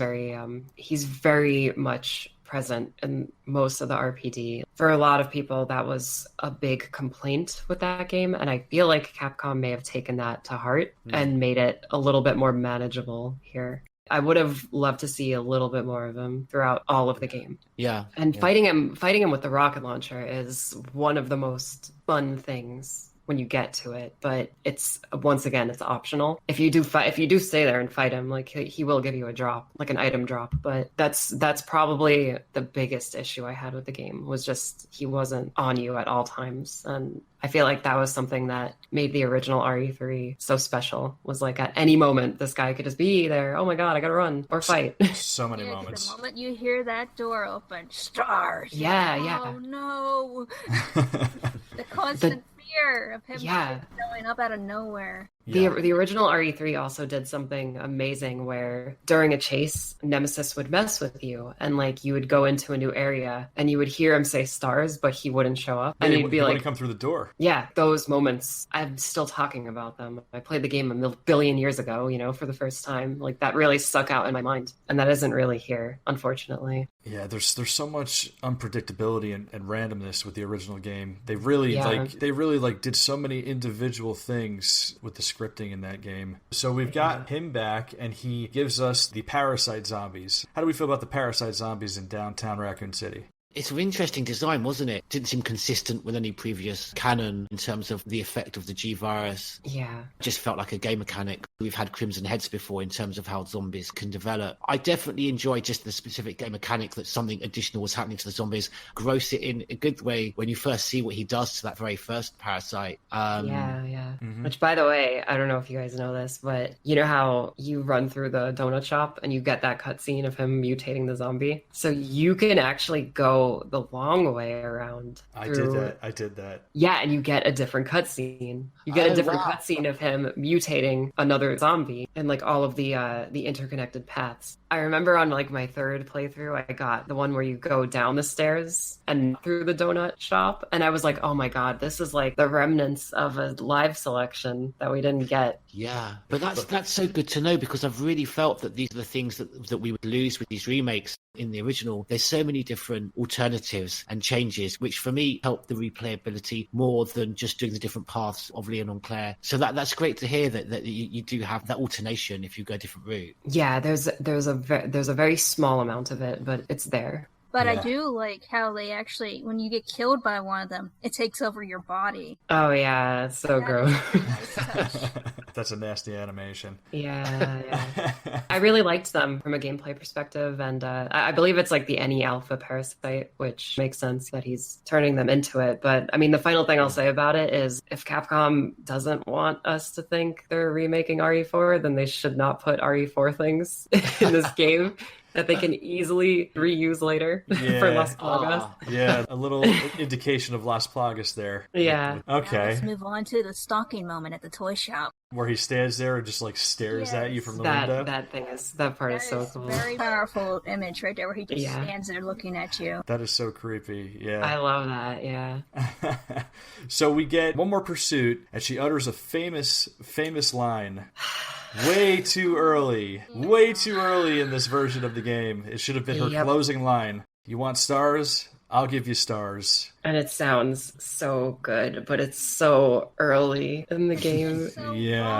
And said right there. It's like, this is her iconic last line. I know. Yeah. But what would you have felt, though, if they had just taken it as her last line? But would there have been the point that it was just too on the nose, that it was too identical to the previous one? Do you think the decision was, it's got to be in there, but at quite a different point in the game? I have a feeling that's, like, considering RE2R did not have any classic lines, I could almost imagine someone at Capcom fighting for that line to be in the game at all, you know? And maybe, like, a higher up was like, or like a producer was like, we don't want it to be in the end, and they just had to figure it out. Because a lot of that stuff definitely happens with remakes. After the famous stars, I'll give you stars, that leads us to the sewer section, and is also the introduction to the redesigned Hunter Gammas. Very interesting that early on, with screenshots of this creature from the front, people thought that this was the Gravedigger because of its newly redesigned mouth. But it is in fact a redesigned Hunter Gamma. They are bigger, they are more disgusting looking, and they could definitely swallow you whole with ease. I enjoyed them in terms of I never quite liked the original. They were almost too amphibian-like that detracted, for me, away from the fierceness of the more reptilian hunters. Definitely an improvement on the original. More harder difficulties, it becomes a bit of a frustration that they do have that one-move kill.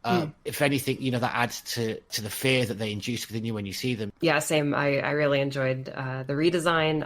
I liked how they played. They're really difficult if you use normal weaponry. When I first saw them in screenshots, I thought they were, in fact, the giant worm. They are just basically a big head, and I thought that was just the head of the worm, you know? Yep. And the rest of it was down the tunnel, but I thought it was great. I thought it was a cool combination of both creatures in a meaningful way for this type of reimagining. The content of these files is definitely an improvement. I just love that file of the Umbrella scientist that was developing these. He refers to as his babies. Creepy as hell. Yeah, it serves to give us a clue in terms of their vulnerability, but I love that file. Yeah, and it shows you that they aren't as advanced as like a normal hunter. I thought they were like a chicken with a grub head. Yeah. Little arms that look like chicken wings. I thought it was I thought it was funny. Yeah, like they just have like a little tiny. It's just unsettling, you know, because it's like this giant inflated body, and they've got these little legs and wings. Are we thinking maybe they're like giant, like inflated pterodactyls or something like that? Like if we had to. A little bit, yeah. Yeah. Yeah. So we have a bit of a trek throughout the sewers. We have to use this battery device to open these gates. Bit of a maze. The point was being made that this was a more combat-orientated game than 2, but I actually felt that this game was slightly more cerebral. That extra additional level of puzzle I enjoyed. I was getting a feeling as well of dead aim in these sewers with the hunter-gamers. Oh, yeah. Yeah, it was a section that I was most concerned about in terms of sort of aesthetically looking maybe a bit dull, like, you know, the mine section in RE7, which didn't quite do it for me. I loved that section. Yeah, it was great. We climb out of the sewers, and Nemesis grabs her by the head and pulls her right out of the opening and throws her to the ground in glorious Nemesis fashion. And now he's got a flamethrower. Yeah, it's one of my favorite parts. I just love the intro to it, him pulling you off the ladder, just throwing you aside like you're nothing. The climb up the building, and you see him coming up the stairs following you, just burning everywhere you just were, like the path that you took, was really hauntingly cool. Like, that's the thing about this game, is like Nemesis is so cool in this game. Yeah. He's lighting that building up like it's not, like he doesn't care at all what goes. And if you stick around, like you'll catch on fire too. Like, so you can't really. Oh, that's good to know. When you get past that trio of zombies, when you go up that first staircase, once you get past it, you can look down at where they were, and Nemesis comes right up the stairs with the flamethrower, and he's just burning the whole building down. And if you stand there, you'll die. Yeah, that's great. That's great. The whole climb up the building, getting to the top, and having that awesome boss fight that feels so like video gamey in the right ways. Yeah. Like, I just loved the design of that boss fight, because you get a very clear indication of when he's out of ammo and he has to like reload, like basically like he holds it up to the sky and you could shoot at the gun itself to like do more damage to his flamethrower. That stuff is top tier in my opinion. I love like every part of that. Just like the fact that he has a phase 2, because like the flamethrower part, he's super slow, but every one of those attacks puts you in danger. The part 2 of it, him being like way more faster and in your face, like using the flamethrower as a melee weapon, was just so much fun to dodge against. It just adds to the whole tension and the whole fear he induces in you, and almost without that, in a modern gaming setting, he may have felt a little redundant or just a little repetitive. The flamethrower was most definitely a better alternative to the minigun. The minigun I think would have made it seem too actiony, not as like, you know, tense or like, you know, creepy in a way. It just wouldn't make any sense seeing Jill shrug off minigun ammo. Yeah. I agree with that wholeheartedly. Jill falls off the side of the building. We're back on street level, and we climb up a fire truck, and we go across an extended fire ladder, and oh man, we are in familiar territory. Yes. We are in the back of the RPD, and we are in front of Kendo's gun shop. Like, as I was walking around there, I was like, oh man, I hope they don't let me go into the RPD. I don't know, like it would feel too early or something for it, and they don't. Yeah. This cutscene with Kendo is really good. Not only does it show that he has what seems like a very friendly relationship with Stars, it enriches the encounter from RE2 reimagined. Yeah. It is such a contrast to have such a camaraderie and a friendship with one character to basically being so standoffish with another character he doesn't know the very next day. It's heartbreaking too, because the reason keeping him there, obviously his daughter, it just makes it all the more heartbreaking. It's really depressing when you think about it, because like we know that Jill's going to get out of the city. We don't really see exactly what happens to Kendo and Emma in RE2 2019, but just seeing this and him, you know, staring off into the distance when Jill's trying to talk to him. Yeah. And knowing, like, he's basically blowing off, like if he goes with Jill, he's going to survive. He's blowing that off to stay with his dying daughter. And it's so heartbreaking when you put all of it together, like from last year's game and this game.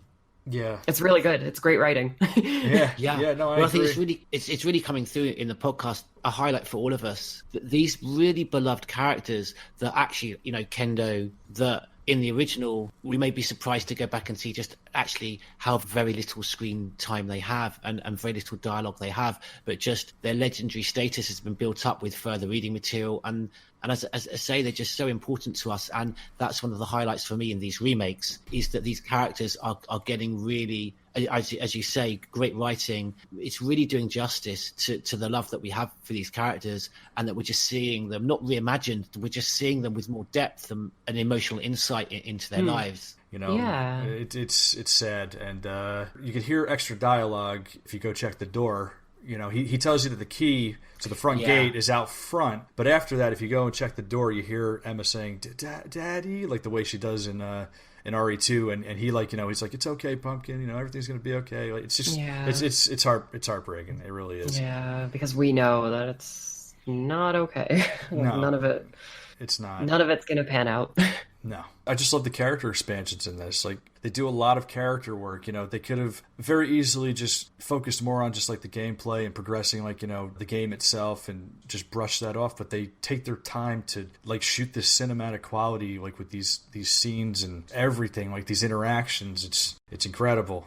So we leave Kendo, and we are now heading back. We're finding an alternate way back to the subway. Next, we run into Nemi with the rocket launcher.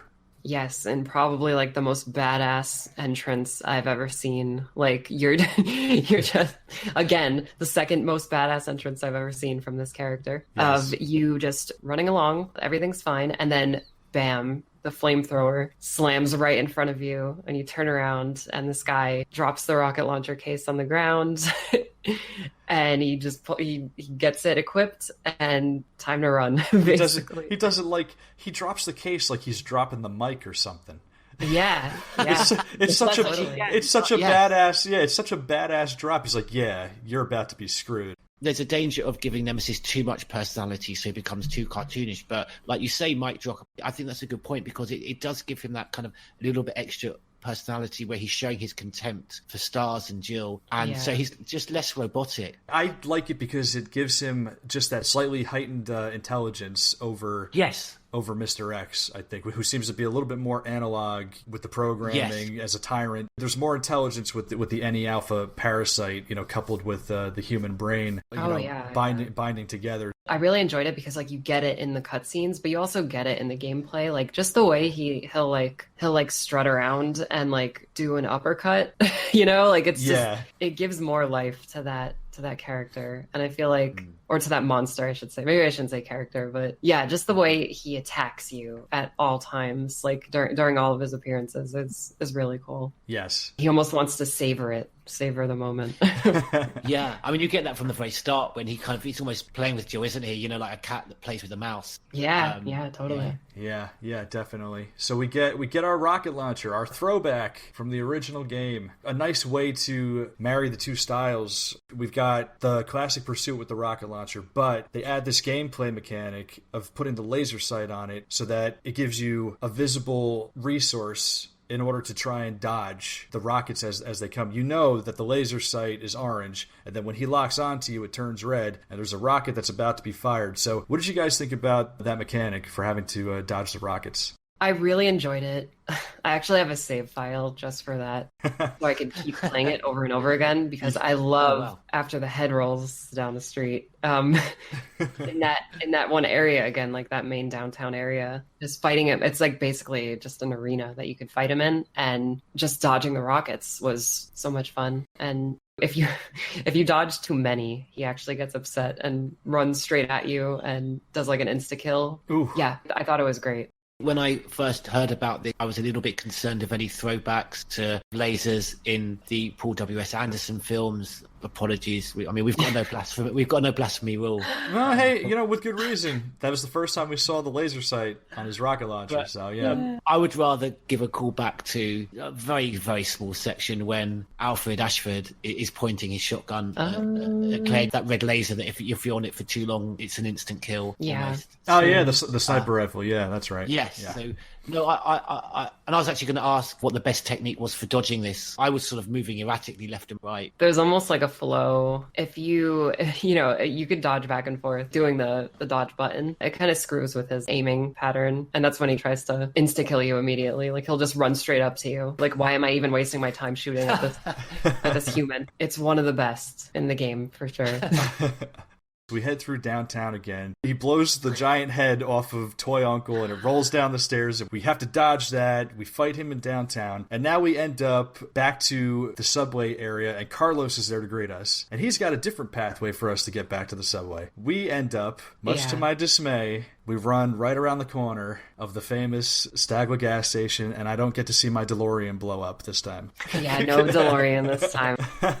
This goes back to something I said way at the beginning of this. This is another one of those moments where it's not the exact scene remade, but it is basically Carlos outside of the gas station, Jill in the gas station, and him holding off something. You know, because like in the original, it was him holding off the horde of zombies while you figured out the puzzle. And I don't really have a problem with it because initially when I heard these little spoilers that the only appearance of Stagler was just when you see it in the distance at the beginning, but it's there. And if you actually think back to the original, you didn't spend any particular significant time in Stagler. You just solved that little oil puzzle that I still don't have. I still have no idea what I'm doing. I just randomly. Yeah, I brute force it every time. Yeah. Like I never know. Just A, B, A, C, A, whatever. Yeah. Sometimes I can be there for a second. Sometimes I think my longest is 5 minutes. Oh boy. But a lot of people have complained with this game that there are not many puzzles, but that's a really good example, a puzzle to cut. The original RE3, like I love it. I loved it. I love it to death. I love basically everything about it. Yeah. But the puzzles are a lot of the time just brute force it. You don't even have to read a file, just smash the button. It's very streamlined. Like you can call RE2 2019 a remake all you want, but this game is definitely like the dictionary definition of reimagining. It's just streamlining everything in like a brand new take. It takes a lot more liberties than the original, but I also feel it's more appropriate to do that, whereas RE2, even if you reimagined it, you need to stick to certain actual structured story beats with that. Yeah. One thing leads to another, whereas the beginning of RE3, you go to all these different locations, you're gathering supplies for this transport, but you really could be flexible with that. It doesn't have to be so specific.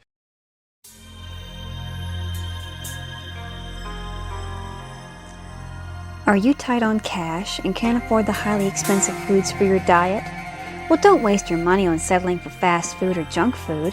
Introducing Umbrella Noodle, a full stomach at only 100 calories. We head down to the subway train, and Mikhail and Tyrell Patrick. Mikhail commends Jill on her efforts to repowering the train and for making it back, and that her reputation precedes her. You just see total appreciation from one soldier to another there, and it's wonderful. We've got an amazing moment here with Jill kind of just sitting and looking out the window as the train is going through the tunnels. And the music is just so really just capturing this whole scene here of her just looking off and just, it's incredible. The blue light from inside the subway car, the shine on everything. It's great. We've got Nikolai and Mikhail. They start having a conversation. And then all of a sudden, Mikhail sits down with Nikolai right over him. And he's like, it's really, really funny. A group of zombies can swarm a platoon like that and overrun them with such ease. Also very funny that the gate was conveniently locked. And he looks at him and he's like, don't you think? But before he gets to reply, we have an explosion on the train. Who other than Nemi? In the train car with the rest of the survivors, he has effectively killed them all in one explosion, undoing all of the efforts of our UBCS guys here. It's terrifying, for sure. Leading up to the game's release, I remember there was a press screenshot that I was sent, and it was from this scene of Mikhail holding Jill back. I immediately thought, from just seeing that one picture alone, that Mikhail was going to be upset about all the civilians getting killed off like that. But I loved how in the full game he was like, oh, don't worry about it, Jill. Come on. You gotta go. And he holds Nemesis back just like he did in the original. And as Jill is trying to escape, that's when we get the scumbag Nikolai drop one of the coolest villain lines ever. He's not after me. And he just leaves. He leaves them in the dust. And that's when we get Mikhail's extremely badass exit. And it was so good. It was just so good. How do we feel about this change, by the way, that it's Nikolai on the train instead of Carlos?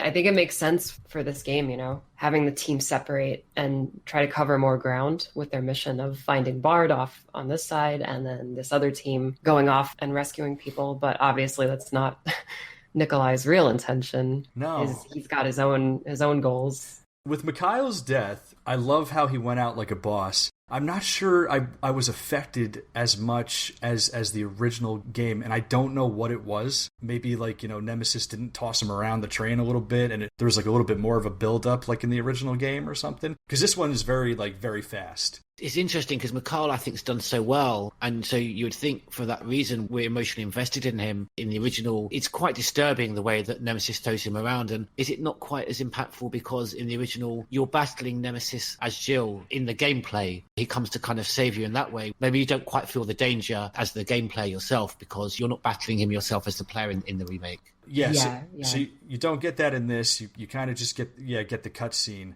I wanted him to be more upset about it, even though he was such a boss and such a veteran. It just seemed like the whole mission right there, everything that they had been building up to, like, was just gone in just like a bit of a second. I think it's good because you get a more mature reaction instead of him just being like going guns blazing at Nemesis immediately. Yeah. You get him quickly, just immediately. Okay, Jill, you got to get out of here because my mission's failed. All I could do is save you. Like, that's my mission now. You and Nikolai, you guys get out of here. That's what my mission is. That's my final mission. It's not just like him being like, damn it, I failed. Like, it's him just being like immediately he's a veteran, right? Instead of showing that he's failed, he decides to just immediately try his best to reassure Jill. No, get out of here. Come on. Yeah. I'll handle him. Maybe it wasn't like, showing that he failed, but maybe like a couple extra seconds of him, like maybe like a couple camera shots of him like assessing the carnage, maybe like from his point of view. Yeah, I would have liked on that, like sort of just taking a second. Jill, get out of this car right now. Yeah. Just go. Like, you got to get out. I getcha for sure. But no, I mean, he's still Mikhail. He's the MVP. He goes out like a boss. Both times. Both times. And I wouldn't have it any other way. While this is going on Jill's side, we have Carlos and his new partner, Tyrell Patrick. Very, very different from the Tyrell that we get in the original game. He's got a more expanded role, and they are both on a mission to go to the RPD to look for Dr. Bard, who has a vaccine. They arrive at the West Gate, which is the same as Remake 2's second run intro. Immediately, we hear a familiar voice call out, and it's Marvin Branagh, and he's saying, "No, Brad." And Marvin is trying to hold off a zombie Brad Vickers. Just this scene, it brings you back to RE2R because when he's telling Leon, don't make my mistake, if you encounter one of those things, uniform or not, you do not hesitate. We all knew that he was referring to someone close to him, but we just didn't know. It's so fantastic that we finally find out who that zombie that we clearly knew was someone that meant something to Marvin was. And now that we find out, it makes it even more so. I think it's so much more meaningful than just having Brad get wasted by Nemesis. Yeah. As a throwaway, he's a STARS member. He's an officer of the RPD. He should have this meaningful moment of Marvin pointing his gun and he's like, don't make me do this. Like, I'm sorry, man. And then Brad uses the last shred of his humanity to say sorry for what he was about to do, and it catches Marvin off guard. It caught us all off guard. Every single stream I've watched of people playing this game, like when they hear him say sorry, they all stop, just like Marvin. And it's the perfect lead in to him getting bit. Is he in there still? Is he still a person? And it's like, nope, you're bit. He was for a split second. Then he was gone. The first time they had a zombie talk, they had a Forrest talk in the Pinko slot machine. Yeah. The Pachinko. Kill me, thank you. This was handled a lot more better. A lot betterer. Very tasteful this time. This one was very tasteful. I'm conflicted about Brad's fate because the scene is beautiful. It is so beautifully done. Yeah. But I feel like if Nemesis doesn't waste him like he does in the original, then he doesn't succeed at his mission at all. He doesn't get one STARS member. If they had somehow married the two of those together, instead of getting Brad through the head, he got him through the chest or something and killed him that way and infected him. I have an idea to pitch to you guys. You kill zombie Brad, right? What should have happened, and this would be evidence of him interacting with Nemesis, at the very least, is once you pick up the RPD card, his head turns into one of those any alpha parasites. Oh, yeah. That would have been perfect, right? Like, they should have just did that. Yeah, that would have been perfect. Yeah. The thing that's bothering me is, where did his body go? It went into classic RE, suspended disappearance. I'm pretty sure you guys haven't seen this yet, but on Nightmare difficulty, when you kill Zombie Brad, you don't kill him there. When you go into the RPD, the liquor hallway, you can actually see Zombie Brad walking around the RPD outside of the windows. So he's not done yet. And when you get further in the RPD, he actually ambushes you again. Oh, wow. They actually expand on it, and they make him more of like a super zombie in Nightmare difficulty. Oh, now I got to play Nightmare mode. Yeah, I highly recommend it. Highly recommend it. You've got to play Nightmare mode and get to that point, Sonny. I know. It's going to be, I mean, that's past hardcore mode, so. I love the RPD section. I love going through it as the UBCS. I love the liquor hallway, seeing those officers get killed in real time. You know, yes. It's just a day before, it's moments before Carlos could get there to help, but it's a day before Leon gets there to see, you know, them still in their same position. You know, they basically haven't reanimated. It's very early 29th when this happens, and then it's late 29th when Leon and Claire get there. I love the RPD section as the UBCS. Them being in constant radio communication, like, it's just, it's awesome. I think it is just so iconic, the building. I'm never going to complain to be put back in there. But at the same time, perhaps would have felt cheated if it had taken up a larger section of the game. I think it was just the right size. You know, you spend just the right amount of time in it. And I agree with Sonny. I love that section. Didn't feel overly repetitive. Almost gives it that extra intrigue. You basically witness the final moments of the downfall of the RPD, besides Marvin and Elliot Edward. It's just great to even see an inkling of those. You don't even see that stuff in the original. I thought it was a nice touch. I really liked it. So we witness the final moments of the downfall of the police. Carlos traverses the RPD, eventually gets to the STARS office, and we find out that Dr. Bard is not there, but checking Jill's computer, there's a video feed of Dr. Bard. He is at the hospital. That was one of my sort of biggest concerns, because one of my favourite sections of the original, you know, was going to the hospital, and you know, as you enter the sort of the carnage and the atmosphere that you really get, and there's that little animation with Carlos just kind of looking around and just can't believe what he can see around him. Well, it's funny that you say you liked the animation of Carlos looking around, because you get that in this. Like, there's like literally a cutscene where he's like looking around like frantically, and it zooms in on his eyes looking around frantically. It's really good. It's very well done. The hospital is my favorite open-ended section. As Resident Evil explorable hubs go, this is definitely like one of my favorites. So the hospital is like multiple floors that you can travel via the staircase. In the original, it was 3 floors, elevator, few hallways. This time, it is much more like a mini Spencer Mansion RPD. There are multiple paths that you can take. It's all interconnected. There are different ways you can get up and down between the floors, and it's all just super atmospheric. It's cool seeing like a photorealistic RE Engine video game hospital. Like, we haven't really gotten that yet. I think the closest thing are the labs in Not a Hero and RE2 Reimagined, where it's just like that super clean look. In this, it looks like a real life disaster zone. The lighting is just impeccable. There are so many just like neon blues and like greens, depending on which room you're in. Source lighting, like you'd be in a dark room, but the room would be illuminated by like the vending machine, and it's just, it is. It's incredible. It looks so beautiful. It's definitely like my favorite explorable area in the game for sure. They really take the new lighting techniques for this game from the downtown area and apply them here as well, and it just comes off as spectacular. And the gameplay is really good too. You've got tons of zombies, and you know, I don't want to say too much about them, but the Hunter beta are back, and they're probably the best Resident Evil hunters we've had in a while.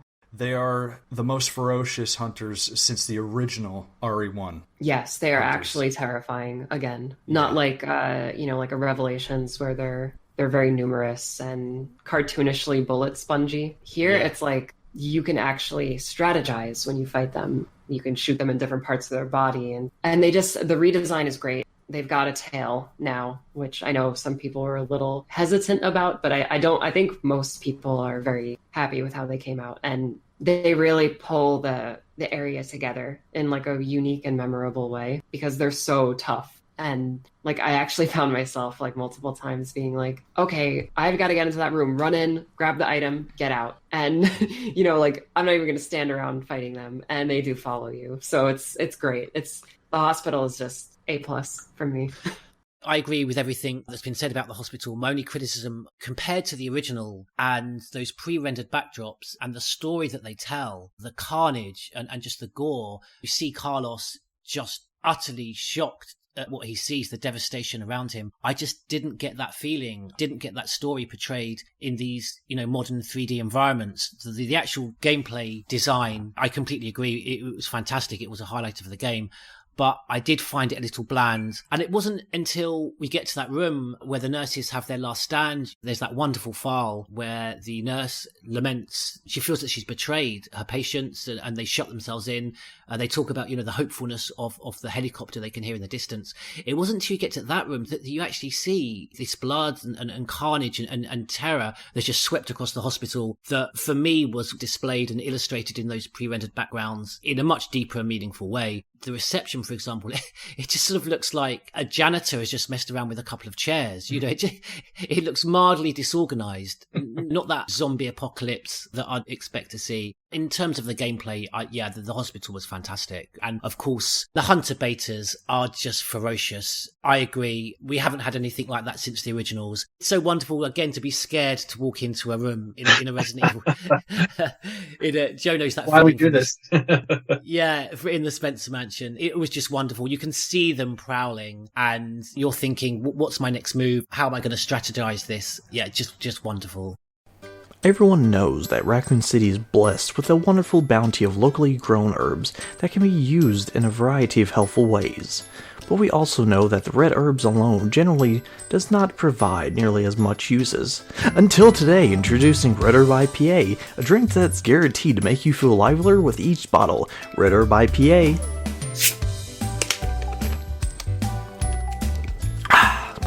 I feel better already. Warning, contains alcohol. Raccoon City Police doesn't tolerate underage drinking or driving under the influence.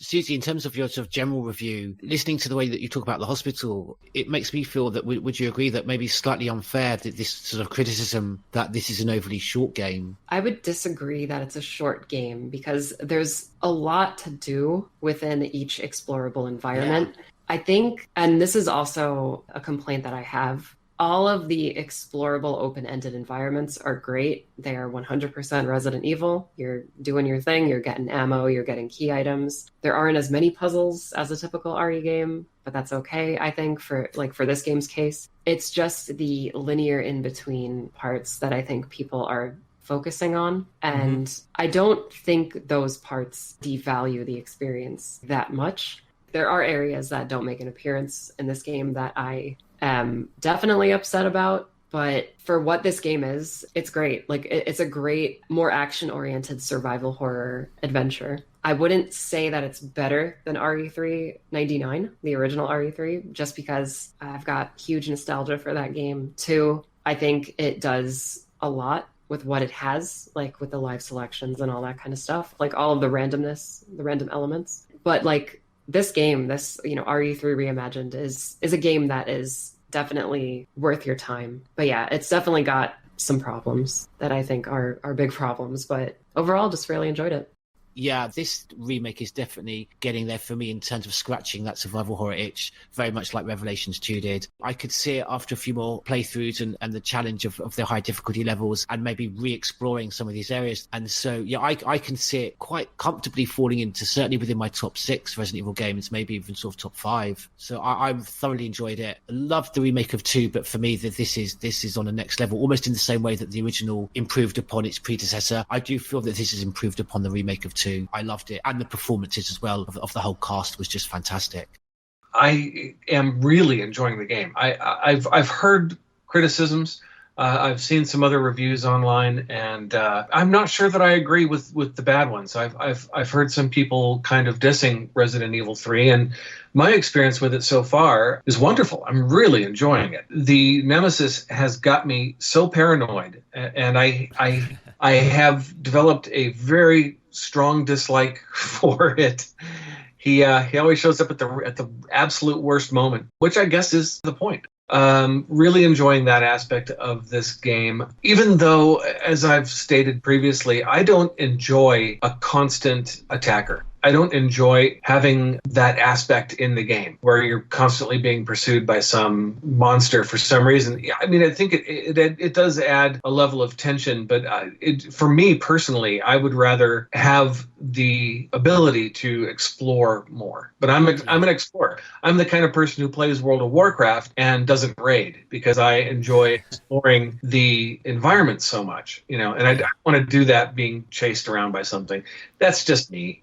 But I think they got that balance much better in this game than in the remake of 2, because in the remake of 2, I started to find Mr. X is constant pursuing an annoyance rather than fear that I may have got from Jack Baker in Resident Evil 7. Yeah, oh, completely. It's funny. I played all of 7, and I didn't feel the same way about Jack Baker. Somehow in that house, it just seemed right, just felt right. I really enjoyed Resident Evil 7. I know that there are a lot of people out there who diss the game, but I thought it was wonderful. It's not a Resident Evil game, but it's a wonderful game on its own. You talk about the criticisms of Resident Evil 3, and I think the majority of them have come from people that are a lot more lore and canon-minded. And I think so, yeah. People who are upset, people who were very invested in the original and are now upset with what they did with 3 for different reasons. I've never heard any of the other reviewers say that they hate the game entirely. There are just aspects of it that they would rather have the way that they want. Whatever game you put out, there's always going to be someone who dislikes some aspect of the game. But overall, I'm really enjoying it. I completely agree. And I kind of feel myself, I am in the camp of those that are very sensitive to any changes in the lore and the canon. And we cherish the canon deeply, which is why, and we'll come on to this in our second part of our review that will be with our Resident Evil Resistance podcast, that it was just unforgivable that they didn't include the Dead Factory. And particularly when you look at the Nest scenarios and what it was replaced with, this extremely bland layout. The Dead Factory and all the canon and the lore and the story that it provides us, and as I say, we will come on to this in our second part of the review, but the omission of the Dead Factory for me is unforgivable. Putting that to one side, other than that, I didn't feel particularly betrayed by the changes. I think they kept the spirit of the original, and I liked the addition. I liked the sewer section. I know not overly popular with some people. I really liked the design of the Hunter Gammas, and didn't feel betrayed by the changes in the canon. As I say, putting to one side the woeful omission of the Dead Factory. God, I love the opening to this game. It's not the same opening as the original, which is also epic. I love that we get a more quiet opening that's more creepy with PTSD for Jill and stuff like that. And then after that, we kind of just get thrown right into it. I love how this game starts. The characters and their interactions, for me, carry a lot of this game for me. I always love strong performances, strong writing, even strong directing with the way that it's shot. It's just a lot of that is amazing in this. And even with the changed characterizations of Carlos and Tyrell working together in the RPD, the way that they make Mikhail more of his boss role in this, and Jill in general, she's ace in this. It's just great to have her back. She's sarcastic, she's witty, she's tough. She doesn't take anything from anybody. She's also caring as well. Yes, and she's also caring as well. Yes, definitely. She's still got that down-to-earth aspect to her. Yeah, you get a very broad performance from Jill in this game, and it's one of my favorite portrayals since RE1 Remake. Very strong performance here. I'm loving it. And I love the fact that there's so many files. I love the fact that we have environmental storytelling. There is conflict with previous games, and it does mess up the lore. Some of the fans who are more interested in the lore are going to be scrambling their brains over this stuff. But God, it's as a reimagining, just as its own thing, to not have to if you don't stack it up against the original for comparison, and you just look at it as its own version of the events, it tells a great story. Yes, it's got all those Resident Evil qualities, and I will just say that I do put it above Remake 2. I've really enjoyed a lot of this game. I don't really want to go into the ending all too much. To leave it off at this first part, my overall impressions is that I really enjoyed these earlier sections of the game. Really enjoyed it.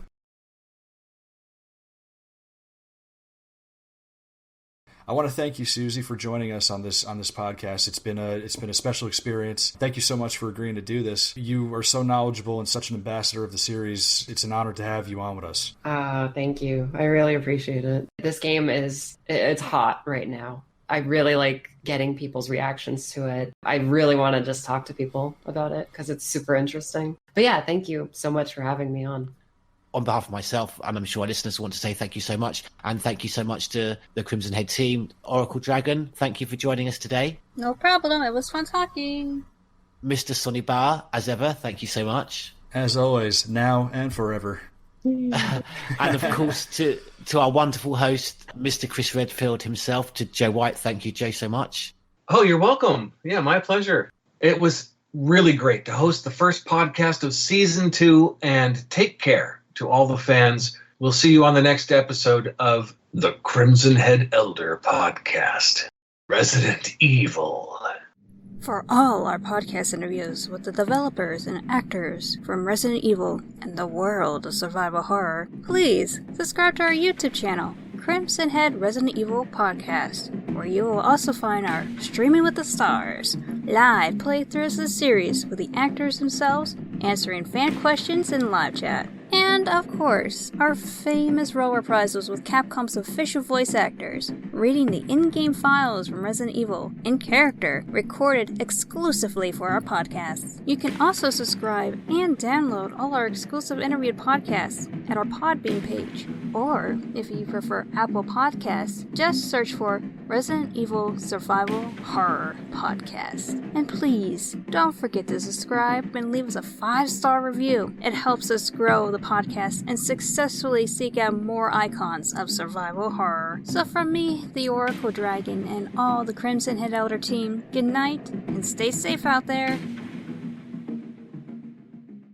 I'm Joe Whyte, the voice of Chris Redfield. When I'm not surviving the horror of the Spencer Mansion, I'm listening to the Crimson Head Elder podcast. This is Katie O'Hagan, the voice of Mia Winters, and when I'm not babysitting temperamental bioweapons, I'm listening to the Crimson Head Elder podcast. My name is Richard Waugh. Just think of me as a ghost from the past.